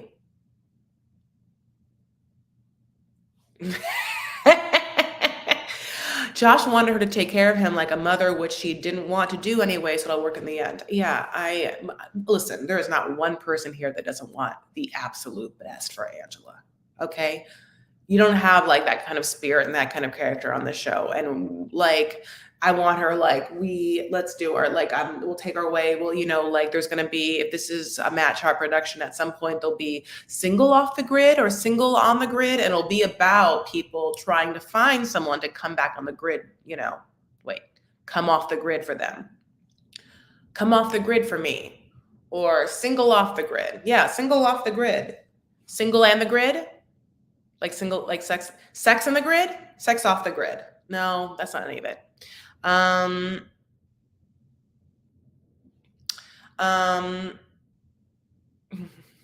love you guys so much. This whole time, Angela again has not been feeling like Josh is super into her, and Josh like wouldn't say it out loud, but after this fight they have in the bar, he comes home and he doesn't want to sleep with her. And yes, he takes that dirty old mattress, honey, and brings it outside, the same one that like she killed a spider on. They were supposed to like get going the first night. He drags it out and he's like goes back to mommy's door, knocks and is like, can I have a pillow? And she like throws a pillow and like hits him. He like goes outside. I mean, every person here and me were like, well, how many bug bites, how many mosquito bites are you gonna have when you wake up tomorrow morning, Josh? Like, what are you? Is there like, are you gonna like surround yourself with citronella candles, honey, like a seance? I mean, like what is it? I always think about this a lot, but because I'm obsessed with certain references from the 90s, but like I loved Baz Luhrmann's Romeo and Juliet, like with Leonardo DiCaprio and Claire Danes. Like we don't even talk about it. I loved it so much, right? I can't stop loving it. I love it. So the death scene of that happens like in a church or whatever. It's like, it's like a church, like even though it's supposed to happen like in Verona, Italy, like that Baz Luhrmann directed production of Romeo and Juliet absolutely happens in like Mexico City or some sort of like Baja City in Mexico. Like that's where it happens. And I say Baja, like, but it's because parts of where they are happen like on a coastal line. But then also there's like somewhat of an element of like Latin Catholicism. Okay, that's absolutely true. So during the like death scene of Romeo and Juliet, when like, Claire Danes like takes the gun and is like, that part, they're surrounded by Our Lady Guadalupe candles, right? And it's beautiful. And like, I couldn't get enough of that. I was just like, oh my God, I want candles everywhere, honey. And I did. I like made sure that like my, like senior year high school room or whatever, like had a bunch of those like Our Lady Guadalupe candles, and now they make those candles and they'll be like Britney's on the front or like Lisa Rinna, like they do it for pop culture things, but honey, it's the original ones. Why am I bringing all this up? Because the amount of candles in that scene of Romeo and Juliet, when Juliet and Romeo are like dead or whatever, are about to die, that amount of candles is how many candles you would have to sleep in the middle of, all filled with citronella to like make sure that like not nary one mosquito got you. But Josh, he doesn't care. Josh like calls his friend, right? And his friend, I don't even know, was like, hey Josh, you coming partying? And Josh was like, dude, I've been like lived in your city in like 3 weeks. Where have you been? The guy's like, no, I saw you. We partied like last like night. Oh, God bless. So Josh is like so jealous that his friend is like drunk and partying. Like, dude, you're lit. I wish I was lit. But like, we don't have enough power on the generator to light anything. So definitely not me, and Josh has now said to Air that he's like not soups attracted, to like the physicality of Angela. And now that he's like got that off of his chest, and now that he's not going to get any sort of like attention or cuteness because like he done shoot himself in the foot, honey, and the foot has a bright yellow nail polish on it. He's like, get me out, because I told you he's a pool floaty, right? And I'll tell you, there's a hole. There's a hole in the pool floaty. He has a hole, and air's coming out. And Angela, like, has to get off, right? And he knows this. So what happens is the next day they have a horrible conversation where he's like, yeah, Angela, it's just like not what I thought it was going to be. And he like again has to kind of be like, it's just that I'm not like it's not like there like it was, like our sexualness and your lifestyle is different, and it's like we're just like, oh my God, Angela, you already know what it is. Please don't make this happen. She's like crying. And he like, whether the car works or whether the car doesn't work, it's hard to make a swift escape. But I will tell you, this person is like Taylor Swift right now. This person can't wait to leave. He is like, Josh turns into like a 1-minute man. He's like, now that I said this, I need to immediately leave. And Andrew's like, now you're not going to spend the night? And am I the only person like, why would you want him to? He already told you, my love, and I love you, Angela. And I think you're hot, hot, hot. He already told you that like that horrible thing, how like he's attracted to the way that you take care of him, which makes no goddamn sense. I mean, you should have just slapped him and been like, stay in town, never come back to the homestead. But for some reason, you guys went back to the homestead. He didn't sleep in the bed. He had that stupid conversation. I wish you heard it, mommy, with his stupid friend where he was like, you're lit. I wish that could be me. Like you don't want this person. Then he tells you again that like the lifestyle's isn't for him, and he's trying to like his nicest to be like, I can't do this. And I mean, like a little bit like, what is Josh used to? I mean, what is his like life like, honey? Like, is he like a rich heir? Like what? I mean, how much worse is this from what he usually experiences? But I don't know, and God bless. So, her being somewhat surprised that after this conversation that he wants to immediately leave, I want to be like, girl, this is best. This is best. No one wants to sit in this anymore. Like, if a man tells me that they're not attracted to me physically and my entire lifestyle somewhat disgusts him, I mean, I'm not saying that he's wrong for it, but if a man said any of those things to me, I would be so happy to just be like, never, I'll see you again. Like I'm never going to look at you again. Like I am going to, in this moment, kill you in my brain. You'll no longer exist. It's as if I never knew you. You'll never hear from me again. Go on, go with God and get moving. Also, my car's not working, so literally just walk home. Great, walk home.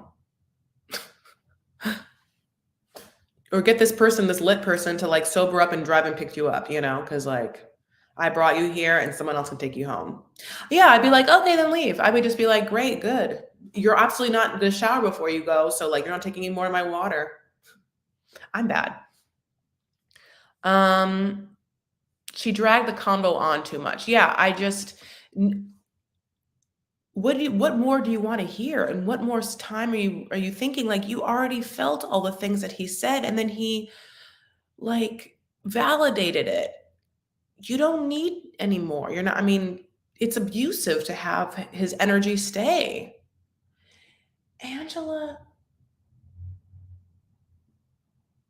is again hot, and I just feel like I want her to find someone who's like for her and can take care of her. But there are no good men in this world, and so I get why it's been hard. And so maybe she just made a choice to like get it in, but that person isn't either. The person's not fulfilling. So yeah, that's where it ended. And She looked upset. And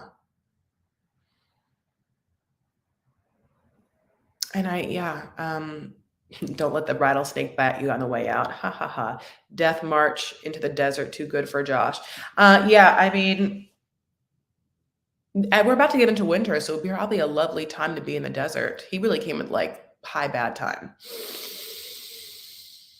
I mean, Josh, get back to where you were living, honey, and start, like paying for things if you want, but I just want to like a full PSA for like no woman to like put up with a Josh ever again. You would be surprised how many Jason Momoa looking guys are pool toy floaties. Would I be? Yeah. There is something about that kind of person that is like, I deserve to exude absolutely no effort. None. I expect things to be laid at my feet without having to do not anything. And is it disheartening? Yes. Yes. And all I can say is that we need enough women to stand up and say, not today, Satan. Never again, Jason Momoa's little brother. So we can right the wrongs of our collectiveness, so okay, so let's go on to Jen and Charlie. So now Jen, okay, so this is very interesting, but let me just say, Jen, who obviously came on first episode, first scene, like at a med spa, just like getting everything injected, just like getting everything done, with her friends, honey, and like getting on this mountain. It's supposedly now a month on this mountain, and Jen looks pretty fresh still. As someone like me who does things that Jen does, right? Like I color my hair. I don't have eyelash extensions, but I do bed spa things. I color, like I put blonde into my hair. It's like if I was going to Mommy Mountain and I had not, foresight that I was going to be on a show, how would you deal with it? And like, because there's 2 rounds, like I know I want to look good, I'm on the show, but what access do I have of like getting in the things I want done? To be an elder woman, that at some point, your hair turns gray. So we would see dark roots, like ashy roots with gray hair coming out at some point is what would happen. Especially if I was a little older, right? Blonde helps cover that, but bleach blonde, where you start at like the base and it's highlight is a look, and it's not and the East Coast Florida look, like the Jen and her friend, it's not a rooty blonde. It's not a blended blonde that has like more of a West Coast vibe. The West Coast vibe of like not really an ombre, but like some version of ombre or balayage, where I can't say it right, but where you paint on the highlights in such a way that they are supposed to look natural and tonal. And then after that, you do put like a base bump, or you do some sort of like blending with different glosses and tones so that the blonde kind of goes into these sun-kissed moments. It's a different look than like blonde right from the scalp down the thing. Jen has chosen the latter, which needs upkeep. Do you understand what I'm saying? Like that is upkeep. Not even close to not being. There's nothing you can do. She has fake nails. That requires upkeep. You know what I'm saying? Like she looks great for a month in. And I want to know what's like 25 to 45 minutes away from them. She goes and visits like Charlie's mom, and she's like, this is what I feel like she does.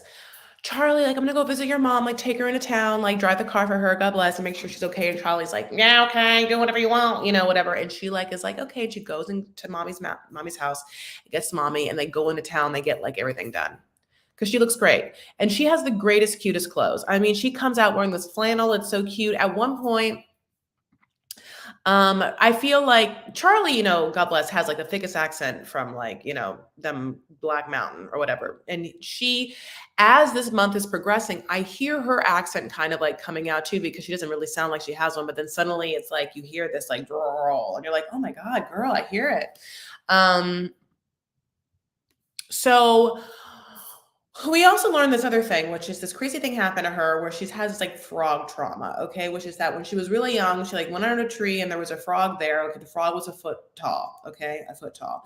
And like Charlie's hearing this, he's like half laughing at her or whatever. But then, you know, she's like a little girl and she's like, F you, frog, you know, whatever. And the frog starts like chasing after her, and it's very scary. Okay. Now, then what happened, honey, is that later on in life, she found a frog, she kissed it, and that was her ex-husband. So like the girl does not have great luck with frogs, like never, not ever. So, part of their storyline, you know, and this is like kind of like what Lauren hinted at as well, is like the overarching storylines of like what the couple's dealing with. So you know, Jen is the, you know, like primped up, high maintenance beauty girl, who doesn't understand country life and be grossed out by things, and whether she can give all that up to be on the Mommy Mountain with Charlie, as well as her like two young sons. Okay, so Jen could get anyone she wanted. Charlie needs to glamp up the shit show for her. Yeah, I mean, God bless. Foot tall frog. The parts of Charlie, there's parts of Charlie and Jen where they generally laugh with each other. They like giggle and kind of like poke fun at each other. And when it happens, it's like very genuine. It makes me very happy. It makes me feel like, well, this couple should be together for the rest of our lives. And then other parts happen where I'm like, Charlie, I don't know if you're hearing the words coming out of your mouth, but they sound insane. So, this is what happened. So just like Lauren from Spence and Lindsay comes, right, and visits her friend Lindsay, Jen has a friend that comes, and Jen's friend's name is Susan, and Susan was in the first season. Now, how do I talk about Susan after? Okay, wait. I really loved Lauren. And right, Lauren came on the show after watching me talk about a recap where she was a friend of a person. So now as I talk about Susan, I have to be somewhat mindful. What if Susan hears this? All right, Susan.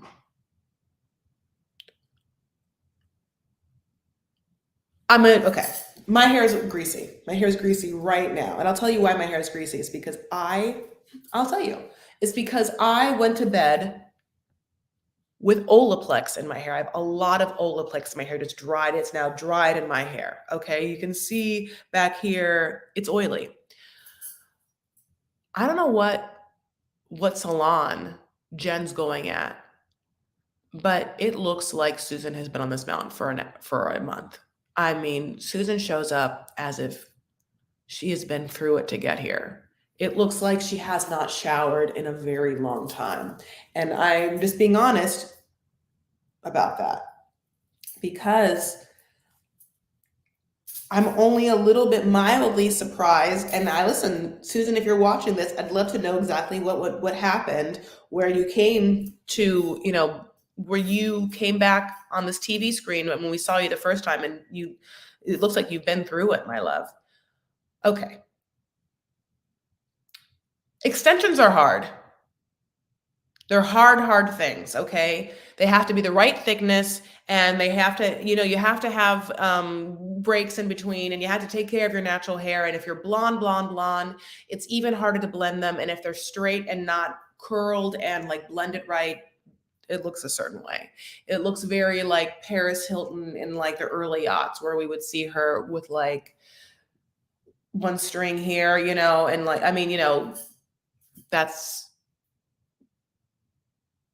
and also, I just want to tell you that there are some great brands of dry shampoo. Like Chlorane is great. I think Living Proof makes a great one. Yeah, like Kristen S is a great Target brand. all you needed was just like, I mean, a travel size, probably maybe even a full size aerosol dry shampoo, and just have taken it, just done it all, and just given this a thing. Also, just take out the extensions and like give your hairsies or restsies where you put like, yeah. Okay, Olaplex is the best. Here she is. You're absolutely right. Yes, I have 2 liters of Olaplex in my bathroom, honey.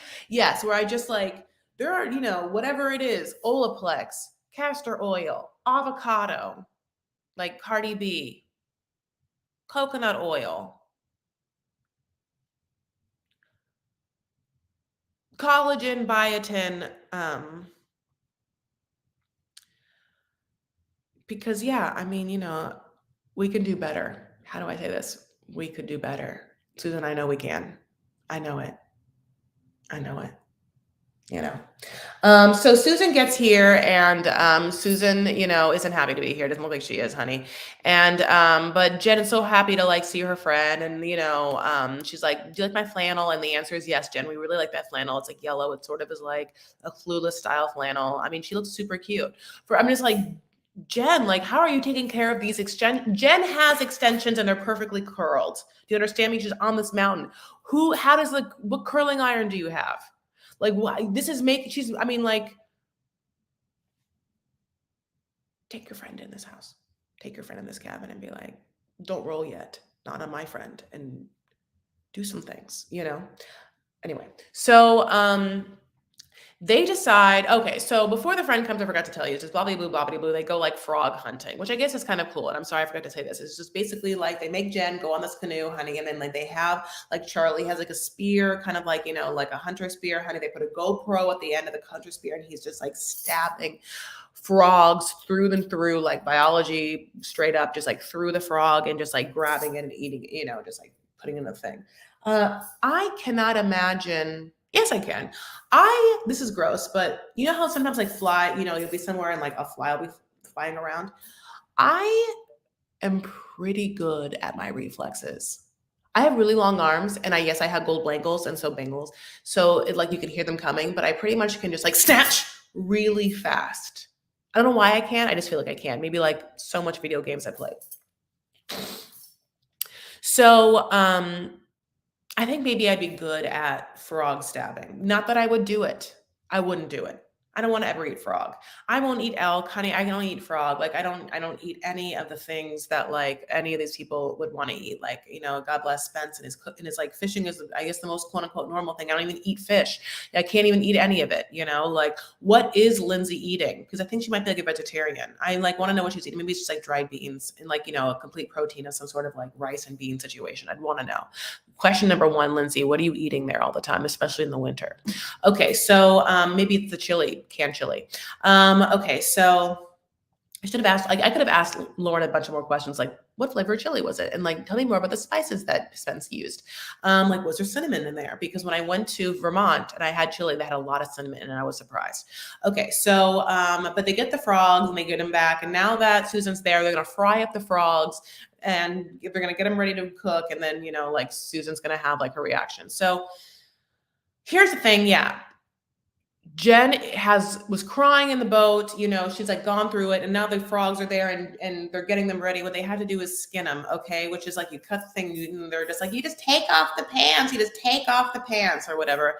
And Susan's having a very visceral reaction to that, which is not good, and therefore I think in comparison, Jen's like, well, that one's the one that's like crazy and super like high maintenance right now. I guess I'll make it work or whatever. Sometimes when you're in situations where one person is really having a hard time, it's easier for you as like your other to kind of like make things happen. Does that sometimes happen for you? So anyway, Jen she skins the frog, and then they fry up the frog, and Susan's like, well, I've had frogs, but only in France, French frogs only.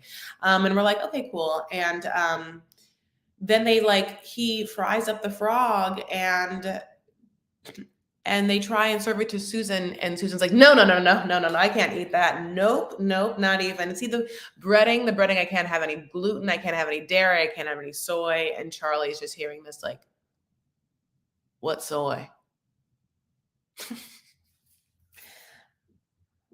You can't have one now?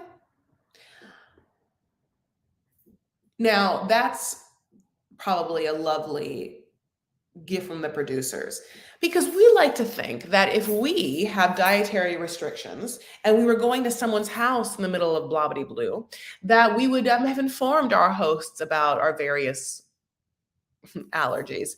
Susan is gluten, is what you said. People love frogs. Frogs are delicious. I like the oyster part of a chicken in texture. I don't even know what that means, but there's an oyster part of a chicken. The oyster part of the chicken. Okay. I'm like, as I read that comment over and over again in my mind, I'm like, what? People love frogs. Simply fried in butter, honey. So I mean, in my mind, I'm like, okay, French fries, honey, give me French fries. French frogs don't have batter to them, I guess, whatever, God bless. So, but as we know, we're supposed to tell our hosts of our various things, like, oh, just so you know, I'm allergic to gluten, so I will be bringing my own dinner. Don't even worry about me. No need to bring anything up. I have my turkey sticks. But we want some sort of drama. So of course the producers are like right cut on Susan, where she's like, I will not be putting any of that in my mouth. As I tell you my list of dietary restrictions, and Charlie's face goes blank. And thus the ultimate impasse that I am a city woman and I don't know how Jen's doing this, because Jen's house, again, looks like Z Gallery threw up everywhere. You know what I'm saying? There's mirror. I told you this already. Like, I know it to be true. There's like mirrored everything, and everything is in some sort of like gold or silver or pewter or rose gold. It's all muted metals in like Jen's and probably Susan's homes. You know what I'm saying? Mirrored coffee table, mirrored bedside table. There's lots of like, there's like going to be like some sort of watercolor of like the Chanel logo, you know what I'm saying? And then like, yes, probably, and definitely in Susan's house, paintings and watercolors of like French lore, you know what I'm saying? I don't know how Susan with a straight face and those straight hair extensions in the back of her head got to look at Charlie and be like, I'm gluten-free, I'm soy-free, I'm blah, blah, blue free, I'm everything free. I'm definitely frog free. I'm Charlie free. But I think she starts to feel a little bit of the poke, and she wants to poke back. Oh my God, just joining. I need to go back and watch Lauren. Yeah, you absolutely do, Brittany. But thank you so much for the super chat, and that's so lovely. But can you believe it, Brittany? I had a guest. Thank you so much. Oh my God, I love it. Thank you so much for the super chat. Jen goes into the cabin and says it stinks. Yeah, she goes in the cabin and says it stinks. So she does like, it's like the same thing where like she has to go into the cabin just like Lauren and just like do all the, I hate this, I hate that. When she said it stinks, I was like, oh, what does it smell like? Then it just said that it smells like fur. And I would be like, oh, I mean, Susan, shouldn't you be like well accustomed to the smell of fur, and shouldn't you kind of like it? I thought it was gonna smell bad. Fur doesn't smell great, but it isn't like it's like trash. I love her. She's like, just get a diffuser, honey. Just get some like Young Living oils. Just get some doTERRA oils, honey, and just like fill this thing with lavender and geranium. You know, I'm really into the Voluspa like reed diffusers. I think that could do wonders. But Susan like gets it into Charlie. She's like, okay, just like let's be honest about something. Again, why aren't you going to live with Jen in her normal ass home in Florida where she has 2 underage sons? And he's like, well, I'm also a son. Don't you know that you are on Mommy Mountain? It is Mommy Mountain. It has been in Mommy's family since the early 1900s. And I was like, what does that mean? So you own the whole mountain, parts of the mountain? Did you guys just come here and stake it out and like Oregon Trail or far and away where it just like has like your family's logo on some flag at some part of the mountain and therefore it was claimed to you? I just want to know exactly. He's like, I cannot leave Mommy Mountain because I am a son and my mommy lives here.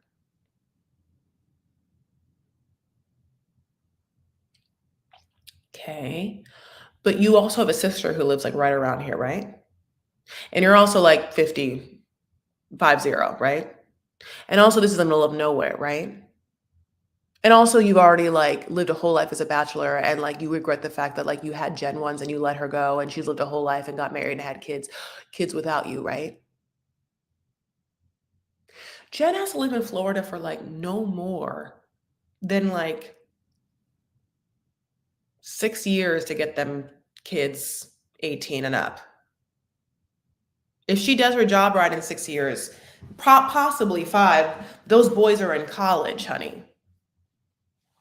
Or honey starting a business and honey doing their thing. But that is like 5 years. Only 5 years. There is no good reason for Charlie not to be able to, for at least 4 to 5 years, compromise to have the love of his life in a reunion situation that not everyone gets, to be with Jen, is who he should be with, because he can't leave that mommy or that mountain. Especially because Jen is a mother of 4, and I'm not even counting the other 2. I'm only saying 2, but there's 4. A 50-year-old man arguing about his mom needing him against a 12-year-old who needs his mother care to raise him funny. It's like that point that's like, I love Charlie. I love Jen. I like them as a couple. Like, I think that Charlie and his like, protective vibe and his provider vibe, hot, hot, hot. And he sincerely loves Jen. Like, again, I talk about like when they laugh together, it's awfully cute. And he like looks at her with love, with like admiration, with the respect and somewhat acknowledgement, it feels, that he's been given a second chance, that he doesn't have to experience the profound loneliness that we've talked about for so many times. That literally this woman's being like, I will come live on Mommy Mountain with you, but you have to come back and help me just get my kids out of the house. It's so confusing that that's not obvious, that what he has to do. And he can go back to Mommy Mountain like 6 times a year, 4 to 6 times a year. Why not? He wants to go for a week and visit Mommy Mountain, he can. Visit his mom, visit the mountain, FaceTime with mom all the time. His sister lives around there, like I said.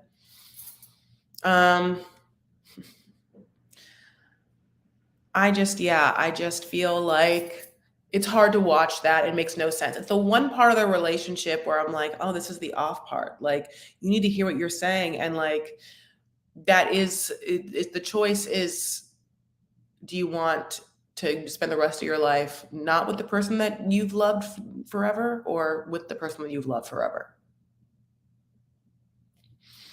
That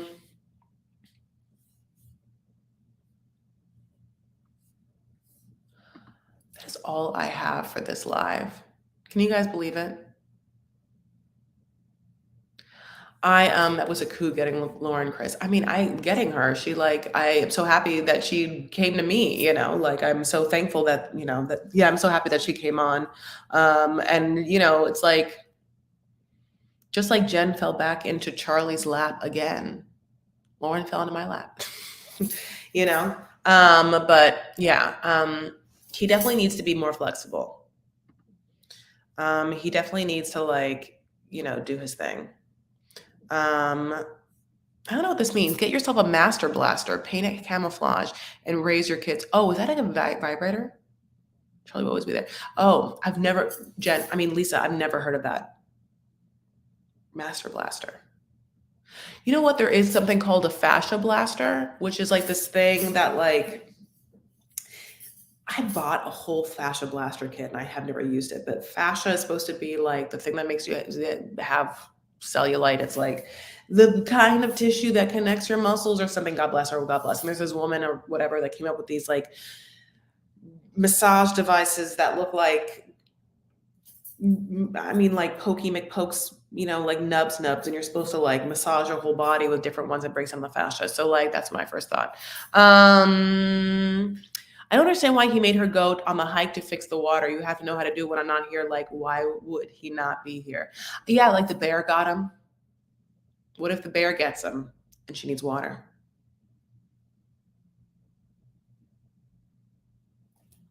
I loved when Susan was coming in and was like, yeah, they were telling me about how bears are around and I was scared. Jen's like, oh, honey, that was week 1 here. I don't care about no bears, honey. It's the frogs now. The frogs are the real problems here. Yeah, you know, I had a friend who was like not into lizards. She hated lizards because she thought they were creepy. And specifically, she didn't like the fact that lizards can just like have their tail fall off and like still run around fine. And sometimes they grow back, I think, maybe not.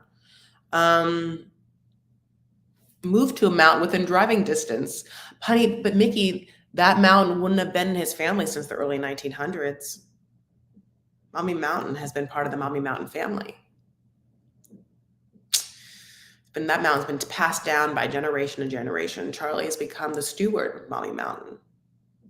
He's the house. He's the mountain manager.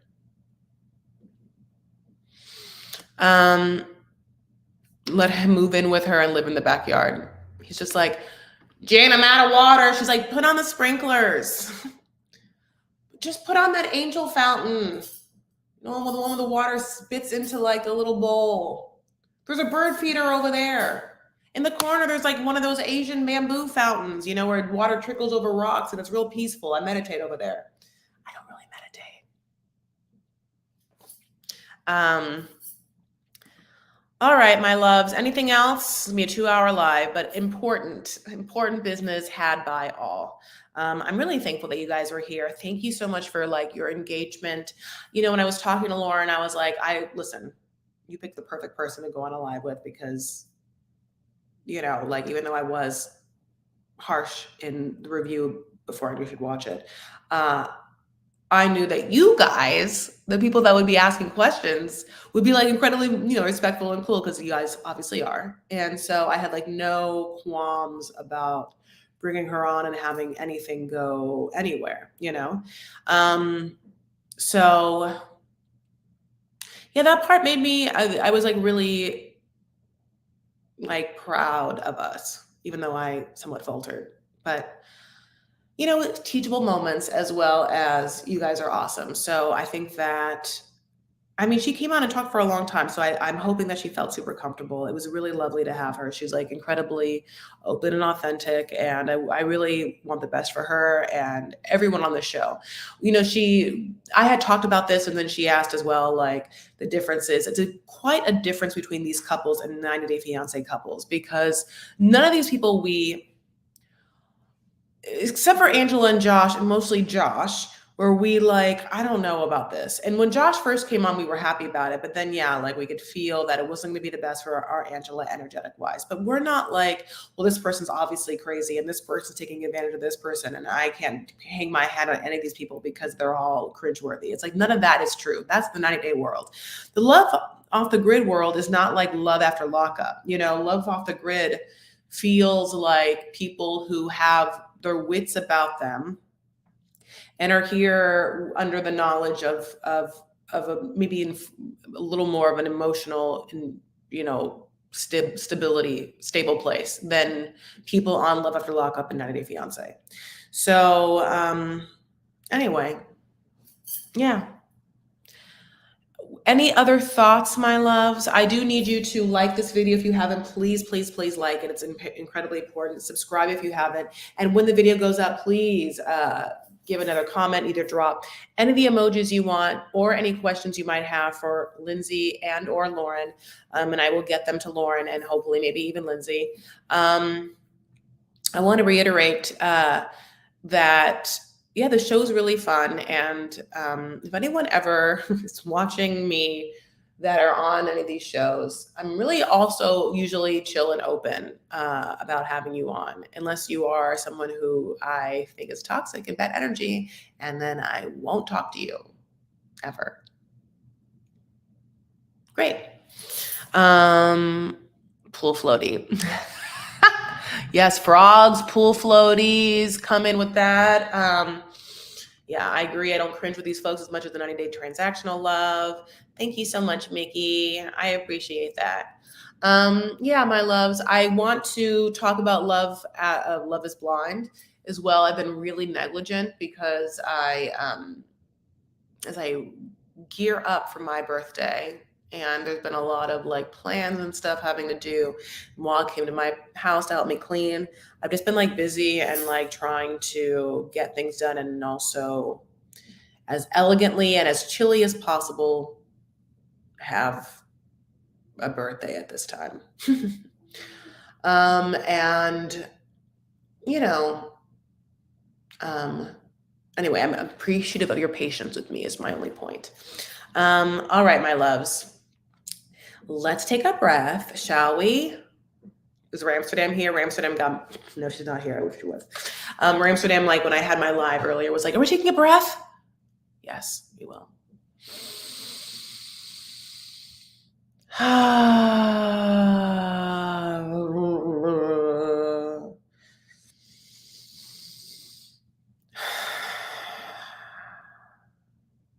It's interesting how many people are looking for love out there.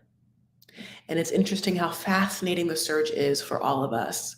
Because as humans, understanding the human experience, we relate to others in such a way because we see ourselves in different facets of others, no matter how different they might seem on the outside, or what different locale they might be, or if they're a polyamorous homesteader, honey, God bless, doing whatever there are so much similar themes because we experience the human condition universally, which includes loneliness, it includes jealousy, it includes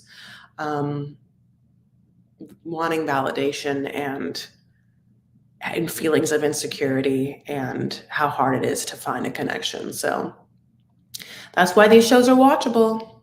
It's true. Where are you, Pisces? I love you. I'm Pisces.